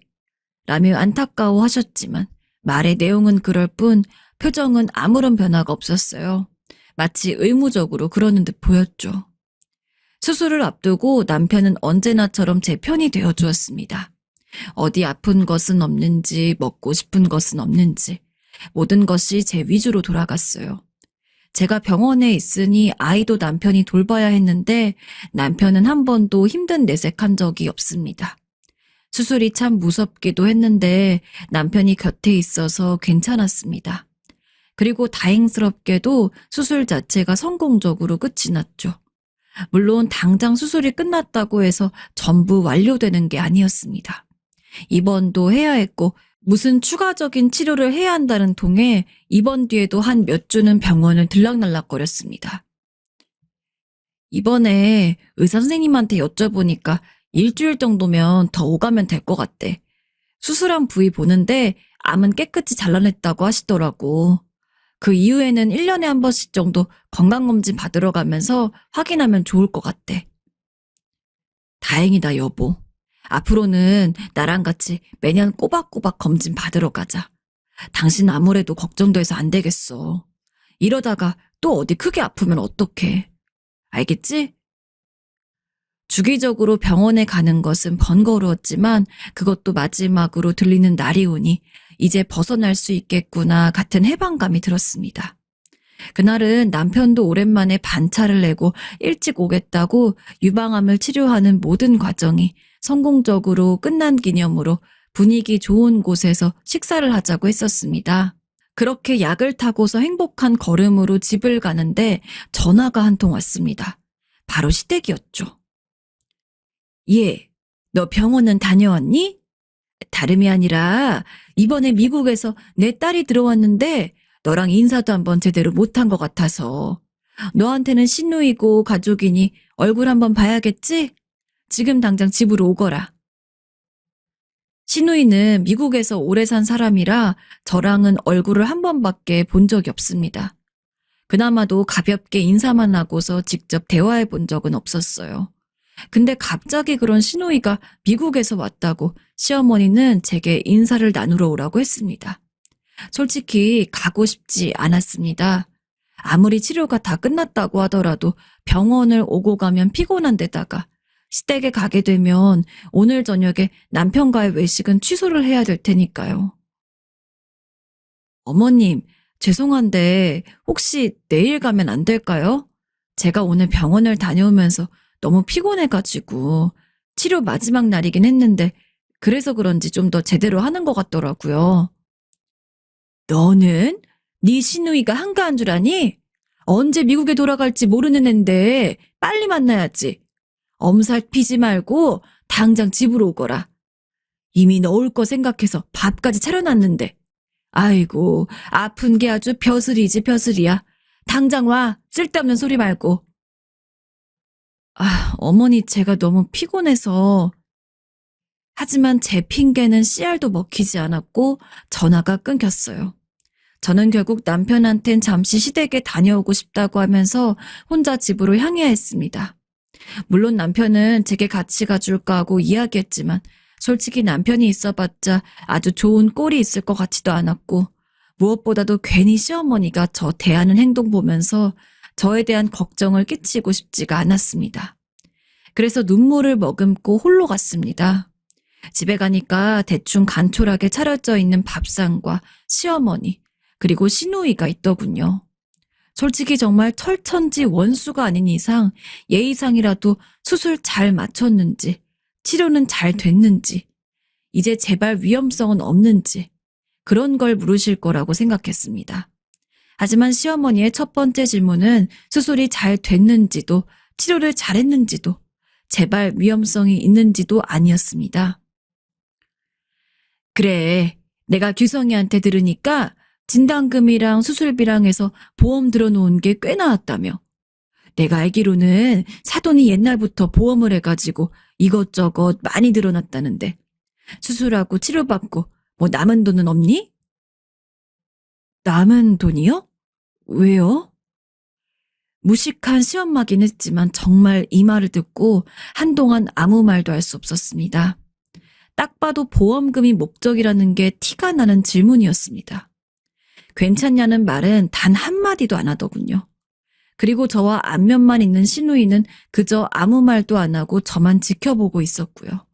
그 집에 있는 그 누구도 제 건강은 아무런 신경도 쓰지 않는다는 것이 여실했습니다. 너무 허탈하고 공허한 마음에 아무 말도 못하고 시어머니를 노려보고 있는데 시어머니는 그런 제 표정은 신경도 쓰이지 않는다는 듯 말을 잇더군요. 우리 애가 미국에서 아주 크게 사업을 하고 있거든. 근데 요즘 시기가 좀 안 좋니? 내가 아무리 알아봐도 너보다 금전적인 여유가 있는 사람이 없어서 오늘 한번 오라고 했다. 둘이 밥 좀 먹고 잘 이야기 나눠봐. 얘가 잘 되면 너도 득을 보는 거니까 손해라 생각하지 말고. 그러니까 사업 자금을 빌려달라는 건가요? 아, 그래. 가족 좋은 게 뭐니? 이럴 때 서로 돕고 사는 거지. 우라통이 터졌습니다. 어떻게 사람 가죽을 쓰고서 저렇게 대할 수가 있는지. 제가 아무리 초기라고 하더라도 암이었습니다. 조금만 늦게 발견했으면 위험했을 테고 제가 수술 준비하고 있을 때 시누인 당연하고 시어머니 역시 저한테 전화 한 번 한 적 없어요. 솔직히 그것도 너무 서럽고 원망스러웠는데 사람이 뻔뻔해도 정도껏 해야지. 어떻게 저희 친정엄마 덕에 얻을 수 있었던 보험금을 자기가 탐내는 건지. 어머님, 진짜 해도 너무하시네요. 보험금은 절대 드릴 수 없어요. 어머님은 저 암 걸렸다고 했을 때 한 번이라도 걱정 어린 말로 연락이라도 해주신 적 있으세요? 아플 때는 찾지도 않고 수술 다 하고 나니까 이제 와서 남은 보험금 좀 빌려달라니. 어머님한테 아무런 기대 없긴 했지만 이건 진짜 아닌 것 같네요. 시어머니에게 하기란 조금 센 말이었음을 알고 있었지만 더는 못 참을 것 같았습니다. 시누이는 제가 대드는 게 기가 차는지 어머, 말하는 꼬라지 좀 봐. 우리 엄마한테 지금 뭐 하는 거야? 라며 저를 욕하고 있었고 시어머니는 시어머니대로 제게 삿대질을 했습니다. 너 지금 말버릇이 이게 뭐니? 내가 전화를 안 한 건 괜히 너 신경 쓸까 봐 걱정돼 죽겠는데 일부러 안 한 거다. 규성이한테만 전화해서 매일같이 안부를 물었어. 괜히 너 아픈데 신경 쓸까 봐. 그리고 너는 행운의 암 걸려서 받은 돈이면 좀 빌려주고 해야지. 내가 뭐 망할 사업에 돈을 빌려달래? 우리 딸이 원래 미국에서 사업을 크게 하고 있다니까? 그러다가 이번에 기존 사업도 좀 제대로 갈무리하고 새로운 사업도 시작할 겸 투자를 좀 받고 싶대서 내 친히 너한테 이야기한 건데 너는 가족이 부탁을 하면 좋게 들어줄 생각이 없니? 어쩌면 저렇게 혼자 이기적으로 살려 그러는 건지. 막말로 네가 남은 돈이 있어서 어디다 쓸 건데 가족 사업 도와주면 너한테도 좋고 가족한테도 좋고 둘 다 좋은 건데. 뭐가 좋나요? 전 안 좋아요. 제발 염치 좀 있으세요. 그리고 더 이상 저 이 집 며느리 아니니 부르지 마세요. 뭐야? 전 듣지 않고 자리를 박차고 나갔습니다. 뒤에서 소리를 지르는 시어머니 목소리가 들렸지만 뒤도 돌아보지 않았습니다. 어떻게든 눈물을 참고서 택시를 탔는데 좌석에 앉자마자 울음이 펑펑 나오더라고요.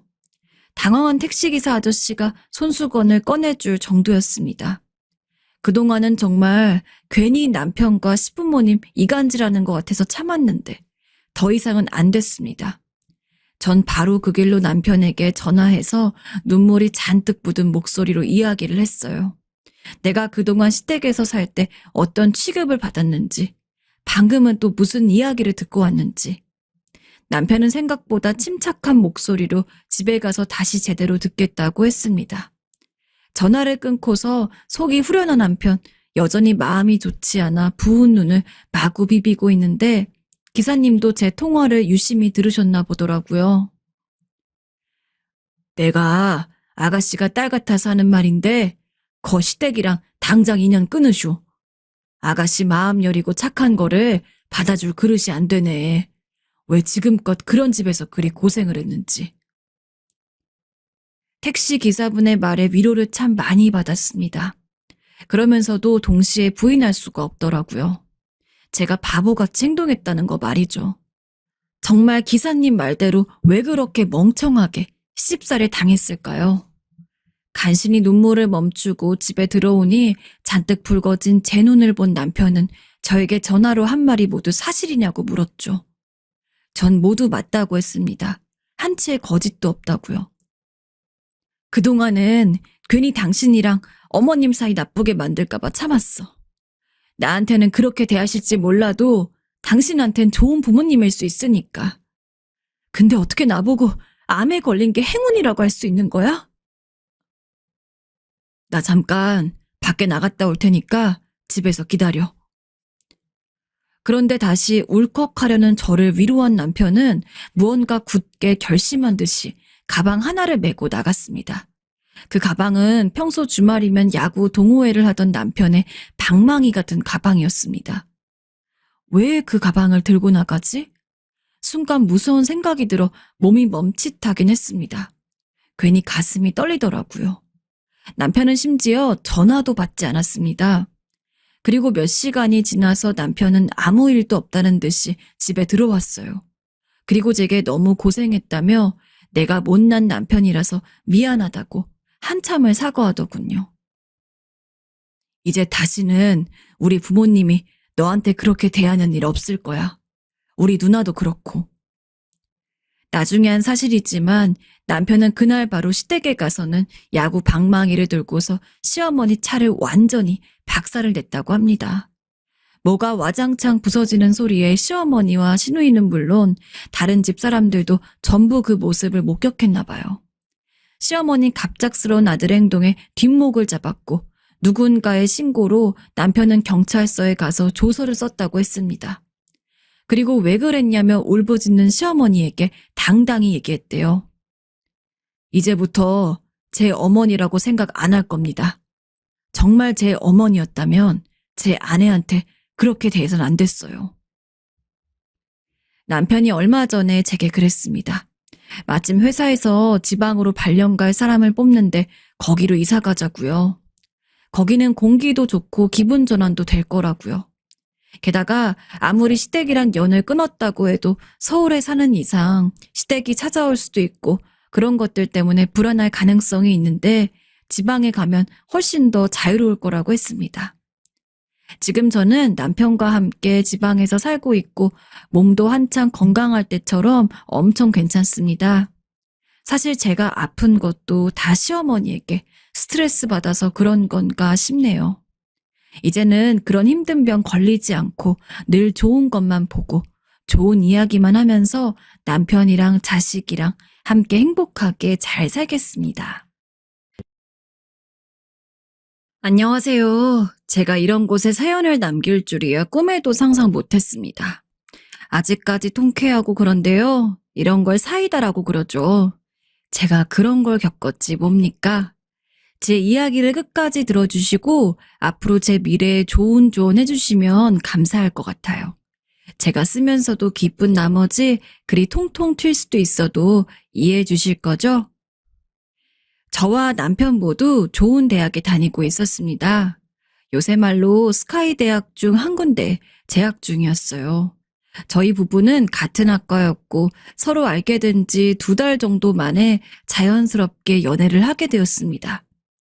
저나 남편이나 학과 공부를 무척이나 중요시했기 때문에 연애를 했다고 해도 참 건전했어요.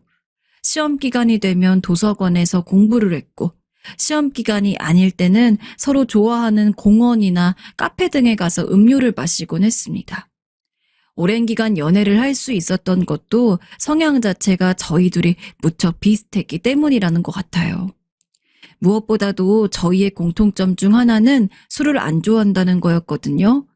그러다 보니까 동기들끼리 약속이 잡혀도 술 마시기 싫어서 잘 참여를 안 했는데, 그러는 와중에도 술 안 좋아하는 걸로 통하는 사람이 저희밖에 없었으니 자연스럽게 저희 둘이서만 만나다가 정 붙어서 사귀게 된 케이스입니다. 하지만 저희가 2년 정도 사귀었을 때 저희조차 예상하지 못했던 일이 일어났습니다. 자기야, 우리 어떻게 해야 하지? 요새 몸이 너무 이상해서 검사를 해봤는데 임신이래. 바로 임신이었습니다. 서로 농담 삼아서 나중에 결혼하자고 이야기하긴 했어도 당시 제 나이가 21살이었고 남편은 24살이었습니다. 당연히 저희는 결혼할 생각이 전혀 없었습니다. 구체적으로 계획을 가져본 적도 없습니다. 둘 다 20대 중후반 정도였으면 모를까. 아직 20대 초반인 상황에서 공부하기도 바쁜데 결혼은 너무도 이른 이야기였으니까요. 그러나 이미 애가 생겨버렸고 저흰 어떻게든 결단을 내려야 했습니다. 솔직히 결혼을 생각을 안 해봐서 무섭기는 한데 그래도 나는 우리 아이 지우고 싶지 않아. 너랑 나의 아이잖아. 너만 괜찮으면 우리 서로 부모님한테 허락받고 결혼하자. 남편은 저와의 결혼을 택했습니다. 전 처음에는 아이를 지우는 것을 좀 더 고려했지만 남편의 설득으로 저 역시 결혼으로 마음을 돌렸습니다. 그냥 아무 대책 없이 나만 믿고 따르라는 게 아니라 본인도 무섭다는 걸 솔직히 인정하고 그럼에도 함께 책임지고 앞으로 나아가고 싶다고 이야기하는 것에 마음이 이끌렸습니다. 그 길로 저희는 부모님에게 허락을 받으러 갔고 당연히 양가 집은 난리가 났습니다. 특히 저희 부모님은 무슨 그 나이에 결혼이야. 당장에 지워. 라며 저를 가둬둘 듯이 굴었으나 저희 부모님보다 먼저 마음을 열고 결혼을 허락해 주신 시부모님과 남편이 와가지고 끝까지 설득을 해서 결국엔 결혼을 허락해 주셨습니다. 우리도 당연히 놀라긴 했지만 임신한 당사자보다 놀랄 수가 있나. 그래도 그 어린 나이에 함께 책임지기로 결정을 했다니 우린 그것만으로도 참 대단하다고 생각한단다. 우리 집 식구가 된 것을 축하한다. 힘든 일이 있으면 언제든지 이야기해. 알았지? 남편과의 결혼 허락이 떨어지고 나서 저희는 시부모님 집에서 신혼생활을 하게 되었습니다. 시부모님은 참 좋으신 분들이라 작은 것도 저를 먼저 생각하시면서 이야기를 했고 멀리 떨어져 있는 친가 쪽 부모님을 대신해서 저에게 어머니와 아버지가 되어주기도 했습니다. 사실 결혼을 결심하고 나선 많이 무서웠는데 시부모님이 다정하게 대해주셔서 조금 괜찮았던 것 같아요. 하지만 여전히 문제는 있었습니다. 남편보다 3살이 많은 시누이 때문이었습니다. 올케는 대학도 안 다니고 나중에 애 낳으면 돈을 어떻게 벌려 그래? 설마 내 동생한테 모든 걸 맡길 건 아니겠지? 난 그런 꼴 절대 못 보니까 지금부터 알아서 잘하는 게 좋을 거야. 아이, 네, 그럼요. 걱정하지 마세요. 저도 다 맡겨둘 생각 없어요. 아이 잘하면 이 사람이랑 같이 돈 벌 거니까요. 그럼 당연히 그래야지. 다정하고 온화한 시부모님과 남편과는 달리 시누이는 저에게 처음부터 까칠했습니다. 게다가 신혼생활을 시작하면서 전 대학을 휴학한 상황이었거든요. 사실 말이 휴학이지 중퇴를 할 가능성이 그때도 높았습니다. 아이를 키우고 하다 보면 대학교를 다닐 새가 없을 테니까요. 근데 시누이는 제가 임신 때문에 휴학을 한 걸 알면서도 제가 무슨 그 집에 큰 해가 될 것처럼 이야기를 하면서 틈만 나면 저를 공격했습니다. 제가 아무리 좋은 모습을 보이려고 형님 하며 살갑게 굴어도 그러더라고요. 솔직히 어린 동생이 결혼 생각도 하지 않을 나이에 갑자기 덜컥 결혼을 하게 되었으니 누나 입장에서 마음에 걸릴 수도 있다는 걸 이해합니다. 그래서 저 역시 신우이가 그렇게 행동하는 것에 최대한 기분 나빠하지 않으려고 노력했어요. 하지만 아무리 잘하려고 해도 형님은 계속 철벽만 치니 저라고 해도 마냥 쉽진 않더라고요. 그렇다고 해서 유치하게 시부모님이나 남편에게 이르기도 그렇고, 단순히 어린 나이에 남편과 결혼한 것 때문에 그렇다기엔 강도가 심해서 이유가 궁금했지만 물어볼 수도 없었습니다. 그렇게 꾸역꾸역 저를 미워하는 시누이를 참아낼 때쯤 시누이가 그해 공무원 시험에 합격을 했습니다. 9급 공무원이었죠. 시누이는 원래 지방에 있는 대학교를 다니다가 휴학을 하고 서울에 올라와서 공무원 시험 준비를 하고 있었다고 해요.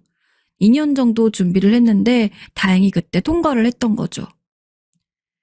아이고, 내 딸이 9급 공무원이라니 너무 장하다. 정말로 수고했단다. 누나, 너무 고생했어. 이제 어디 가서 공무원 누나 뒀다고 자랑해야겠네. 요새 공무원 되게 너무 어려운데. 형님, 정말로 축하드려요. 앞으로 진급도 금방금방 하실 수 있을 거예요.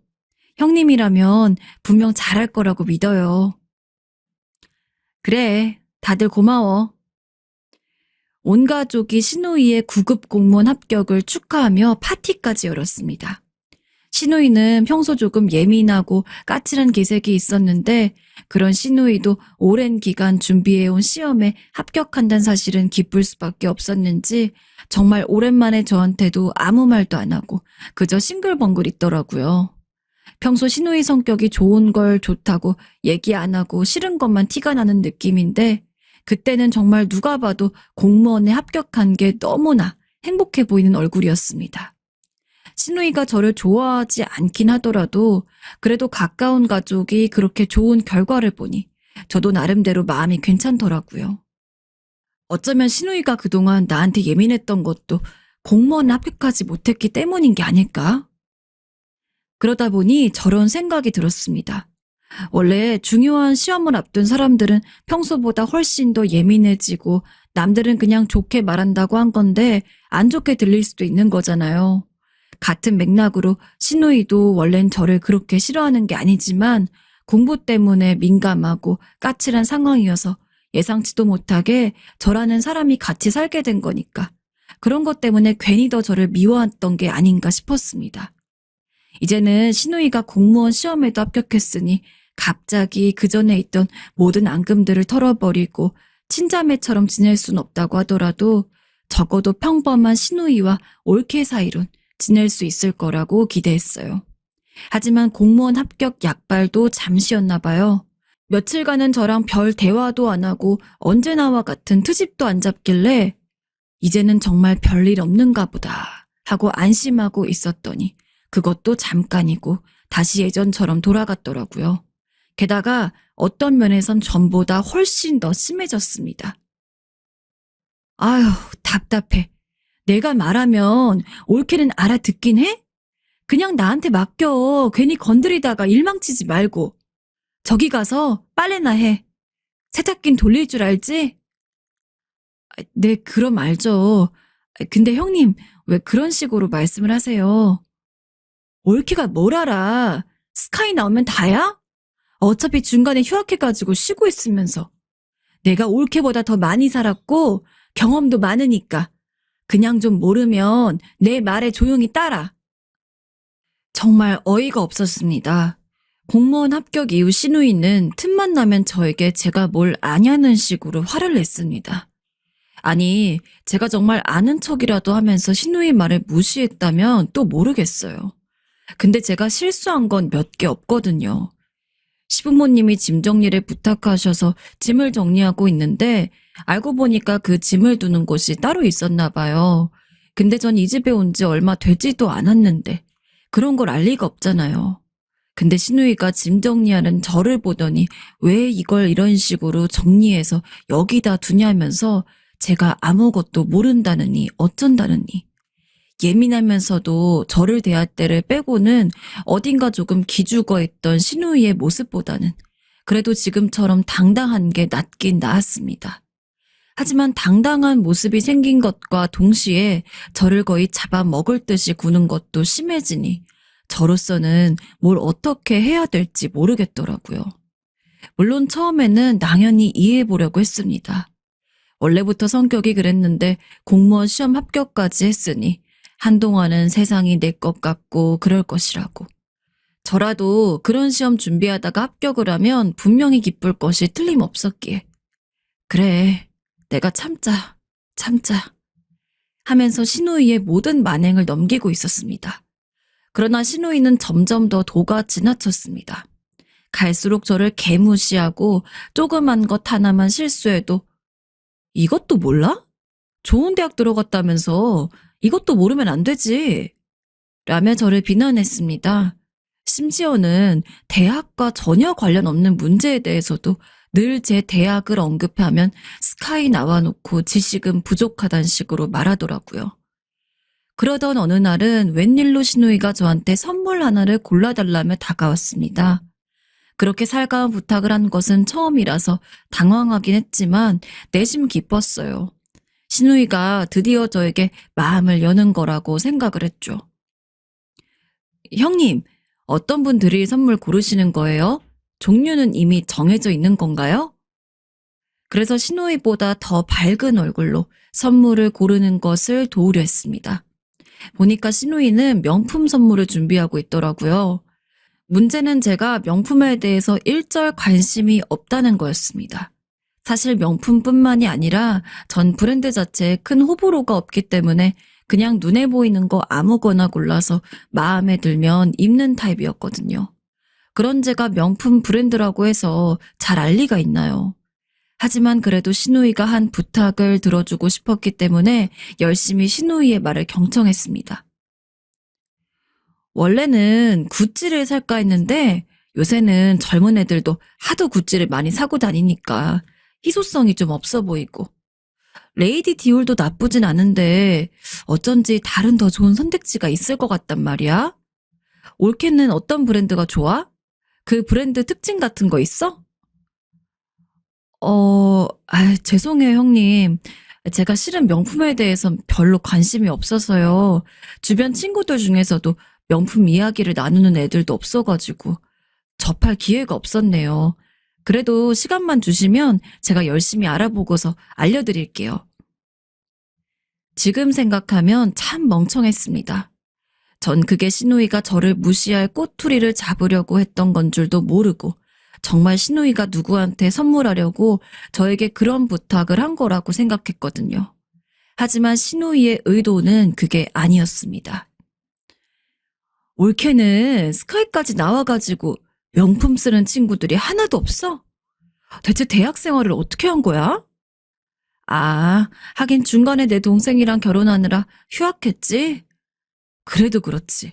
요즘 누가 명품 브랜드 하나 몰라? 그거 되게 급떨어지는 일이야, 올케. 휴, 정말 내가 이런 것까지 하나하나 알려줘야 하는구나. 그때는 저도 발끈하게 되더라고요. 그래서 제가 관심 없는 사람들은 잘 모를 수도 있죠. 제 주변 친구들도 모르는 친구들 많아요. 급 떨어진다느니 이런 말은 좀 아닌 것 같아요. 없는 사람들이 하는 말들만 하네, 올케. 내가 조언을 하면 받아들일 줄 좀 알아. 이런 식으로 받아치더라고요. 이뿐만이 아닙니다. 평소 집에서 귀하게 자랐다면 귀하게 자랐다고 할 수 있을 정도여서 전 어릴 적부터 지금까지 집안일을 해본 적이 거의 없습니다. 그러다 보니까 요리 같은 건 특히나 결혼을 하고 나서 처음 접하는 일이 많았어요. 흔히 먹는 김치찌개, 된장찌개 끓이는 것도 시부모님한테 배웠고, 밑반찬 같은 거는 시부모님에게 패끼치기 싫어서 제가 직접 유튜브 보고 인터넷도 찾아보면서 배워나갔습니다. 근데 신우이는 저랑 달리 어릴 적부터 요리를 많이 해봤나 보더라고요. 들어보니까 신우인 애초에 요리가 취미였다고 했습니다. 그래서인지 제가 요리를 할 때마다 주방에 와가지고는 기웃기웃 거렸습니다. 중간중간 오지랖도 부렸고요. 그래도 거기까지는 요리를 도와주는 거니까 저도 별말 안 했을 겁니다. 근데 자꾸 옆에서 혼잣말을 하는 척하면서 또 제 대학을 이야기하고 이리저리 비꼬는데 진짜 찌개에 저거 넣으면 맛 없는데 아무리 휴학이라도 그렇지 스카이까지 간 애가 왜 저렇게 기본적인 걸 모르는 걸까? 참는 것도 한두 번이지. 스트레스를 너무 받아서 집에서 시누이를 보는 것도 싫었습니다. 그래서 일부러 시누이가 집에 있는 주말에는 저도 어쩔 수 없이 집에서 일을 해야 하는 순간을 빼고는 무조건 방에만 틀어박혀 있거나 밖에 나가서 약속을 잡았어요. 그걸 시누이가 집을 나갈 때까지 계속했습니다. 불행 중 다행히도 시누이가 바로 다음 연도에 같이 일하는 다른 남자 공무원이랑 결혼을 해서 분가를 해가지고 시누이를 오래 피하진 않아도 괜찮았습니다. 와, 진짜 시누이가 없으니까 어찌나 살 것 같던지 한두 달 정도는 정말 자유로웠어요. 저를 잘 챙겨주시는 시부모님과 남편과 함께 식사하고 함께 거실을 모여서 TV를 보는데 참 별것 아닌데도 해방감이 느껴지더라고요. 그전엔 이런 자리를 가졌어도 시누이가 늘 끼어 있었기 때문에 어딘지 불편하고 빨리 방으로 들어가야만 할 것 같았는데 정말 사람 하나 차이가 이렇게 클 줄은. 하지만 자유도 잠시였습니다. 어느 날부턴가 시누이가 제게 계속 전화를 하더라고요. 전 솔직히 시누이가 제 핸드폰 번호를 가지고 있는 줄도 몰랐습니다.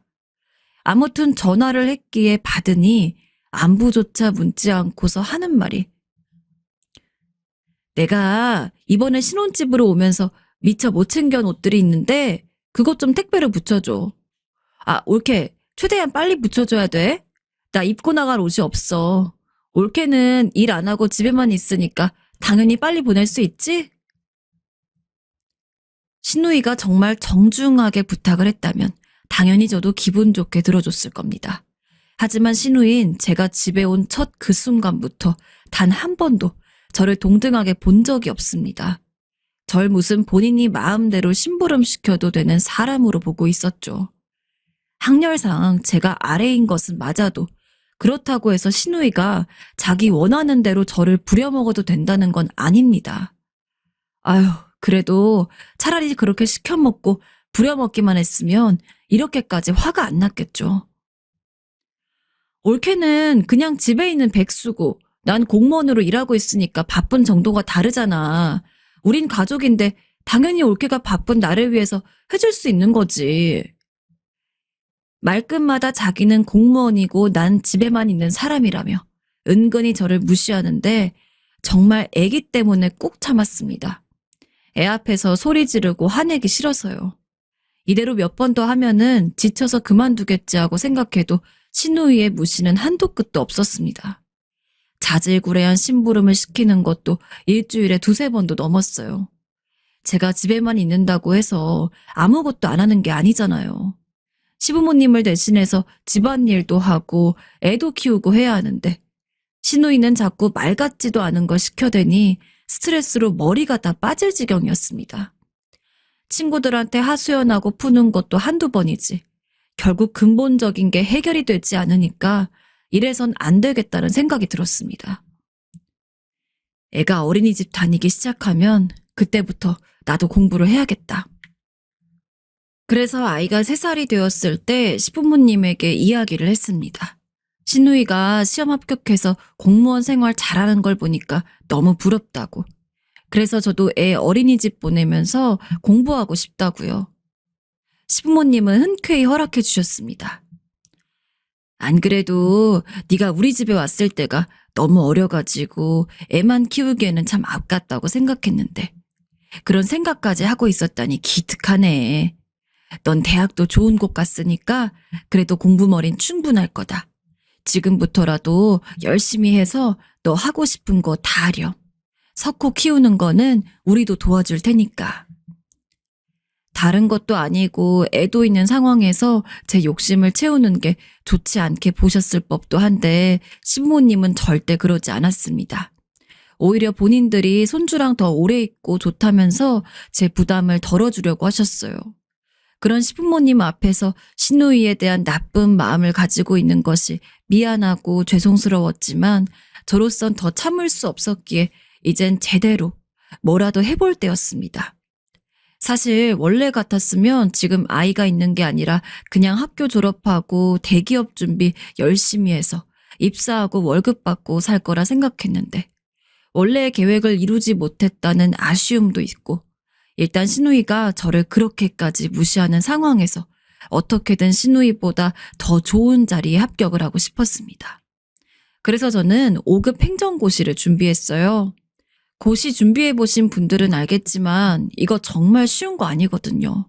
저도 그래도 학창시절 그리고 대학 다니면서도 성적 나쁘지 않게 나오고 제법 상위권에 속했는데 고시 공부는 애초에 그런 대학 공부랑은 많이 다르기도 하고 무엇보다도 결혼하고 애 키우느라 한동안 아예 무언가를 배우는 행위 자체를 쉬어가지고 그런지 쉽게 공부가 손에 잡히질 않았습니다. 여보, 너무 무리하지 말고 천천히 해. 원래 고시는 오래 보고 가는 거랬어. 그리고 당신이 원해서 하는 거라는 건 알지만 못 붙어도 괜찮아. 당신 머리 좋고 똑똑하고 열심히 하는 여자인데 그 정도면 그냥 고시라는 게 안 맞을 수도 있는 거야. 당신은 어느 분야에서도 충분히 능력을 발휘할 수 있으니까 너무 조급해하지 않아도 돼. 제가 코피까지 쏟으면서 공부를 하니까 남편은 제가 걱정이 됐나 봅니다. 천천히 하라고, 설사 못 붙어도 상관없다고. 사실 공부하는 과정이 참 힘들었는데 그래도 그렇게 주변 사람이 응원해 주니까 버틸 수 있는 것 같았습니다. 실제로 저는 5급 행정고시 준비하면서 5년을 낙방했거든요. 그때마다 신우이가 전화 와서는 올케, 공무원 아무나 하는 거 아니야. 물론 올케 주변엔 진짜 공무원인 내가 있으니까 나도 하면 되겠지 라고 생각했을 수 있겠지만 어디 공무원이 쉬우면 그렇게 많은 사람들이 몇 년 이상 고생하겠어? 그럴 바엔 애한테 더 신경 쓰는 게 낫지 않아? 올해는 경쟁률이 더 세다고 하는데 정 일하고 싶으면 그냥 일반 회사 다녀. 그리고 엄마 요즘 무릎도 아프다던데 애기 돌보느라 그러는 건데 이제 그 정도면 적당히 좀 하지? 라며 저를 있는 그대로 비웃고 무시했습니다. 사실 한 3번째 떨어졌을 때부터는 제가 욕심을 부리고 있다는 걸 알았어요. 실제로 시부모님도 아이를 돌보는 거 힘들어하신 거 맞고요. 하지만 도저히 신우이한테 이렇게 당하고 있을 순 없었습니다. 그렇게 6번째 시험을 도전할 때 전 정말 이번이 마지막이라는 마음으로 공부에 임했어요. 그렇게 또 1년 고생을 하고 드디어 육수 끝에 행정고시에 합격을 했습니다. 합격을 확인하고 나서 제가 제일 먼저 무엇을 했는지 아시나요? 전화로 합격했음을 알리는 일이었습니다. 남편도 친정 부모도 시부모도 아닌 신우이에게요. 어떻게 보면 제 합격은 신우이의 몫이 아마 오할은 좋게 될 겁니다. 너무 힘들어 포기해야 할까 하다가도 불현듯 스치듯 신우이 얼굴이 생각나는데 코피를 쏟고 잠이 쏟아져도 그 얼굴을 뭉개기 위해서는 정신을 차릴 수밖에 없었어요. 그리고 항상 생각했죠. 내가 합격하기만 해봐라. 코를 제대로 납작하게 만들어줄 테니. 합격 소식을 확인하고는 정말 합격했단 기쁨보단 신우이의 코를 납작하게 만들어줄 수 있다는 기쁨이 더 배로 다가왔을 정도니까요. 형님, 저 시험 최종 합격했어요. 어쩌면 형님이 제 밑에서 일하실 수도 있겠네요. 아, 아닌가? 생각해보니 기껏해야 동사무소에서 서류 떼주는 일이라는 형님과는 다르게 좀 더 중요하고 있어 보이는 일을 할 것 같긴 하네요. 형님, 저 축하해 주실 거죠? 제가 머릿속에 담아두고 벼르고 벼렸던 말들을 다 하진 못했지만 한껏 비꼬아 말을 하고 신우이가 대답도 하기 전에 그대로 전화를 끊었습니다. 속이 너무 시원해서 그날 하루 종일 웃었어요. 근데 신우이는 그동안 자기가 한 건 생각을 안 하고 제가 그렇게 말한 게 화가 났는지 그날 남편한테 전화해서 막 뭐라 했나 봐요. 남편이 저보고 합격한 건 너무 축하하지만 사과하라고 하더군요. 그래서 그동안 제가 당했던 거 남편한테 다 말했습니다. 그동안 당신이랑 어머님한테 이야기하고 싶었는데 참았어. 그러다가 내가 행정고시 합격하고 복수한 거야. 당신이 사과하라고 하는 것도 이해하는데 난 절대 사과 못할 것 같아. 다행히 남편도 제 이야기를 바로 이해했습니다. 그리고 오히려 본인이 몰라서 미안하다며 제게 사과를 했죠. 남편이 그러더라고요. 신우이가 학벌 콤플렉스가 있어서 그런 것 같다고. 나 스카이 합격했을 때도 누나가 엄청 울었어. 자기는 기껏해야 지방대인데 난 서울에 있는 유명한 대학 간다고. 그 이후로는 별로 그런 모습이 안 보여서 잠깐 그러고 말았나 보다 싶었는데 설마 당신에게 그러고 있을 줄은 꿈에도 몰랐어. 당신 말이 맞아. 사과 안 해도 돼. 부모님한테도 이 이야기 해야 할 것 같은데 내가 전화할게. 남편은 전화로 시부모님에게도 신우이가 저에게 그렇게 행동했다는 것을 전부 이야기했고 시부모님도 저한테 거듭 사과를 하더라고요. 솔직히 진짜 사과해야 될 사람은 따로 있는데 아무튼 며칠 뒤에 시부모님이 제 행정고시 합격 축하 파티한다고 상딸이 부러지게 음식했는데 신우이 부부는 오지도 않았습니다. 대충 들어보니 일도 바쁘고 몸도 아프다 어쩌고 저쩌고 하는데 핑계인 거 티 확 나더라고요. 연락을 왜 안 했겠어요. 그렇게 저를 무시하다가 제가 자기보다 잘 나가니까 그 꼴 보기 싫어서 안 온 거겠죠. 지금은 연락도 잘 안 합니다. 게다가 며칠 전에는 시부모님 생신이셨는데 매해 참석하더니 이번엔 오지도 않았어요. 정말 왜 그렇게 자기 혼자 나서서 적을 만들고 나쁘게 구는지. 정말 만약에 신우이가 이 사연을 듣고 있다면 꼭 말하고 싶어요. 사람 직업 가지고 이래라 저래라 하면서 남 무시하고 그러고 살지 맙시다, 형님. 지금은 우월감에 기쁠지 모르겠지만 그거 나중에 본인한테 배로 돌아옵니다.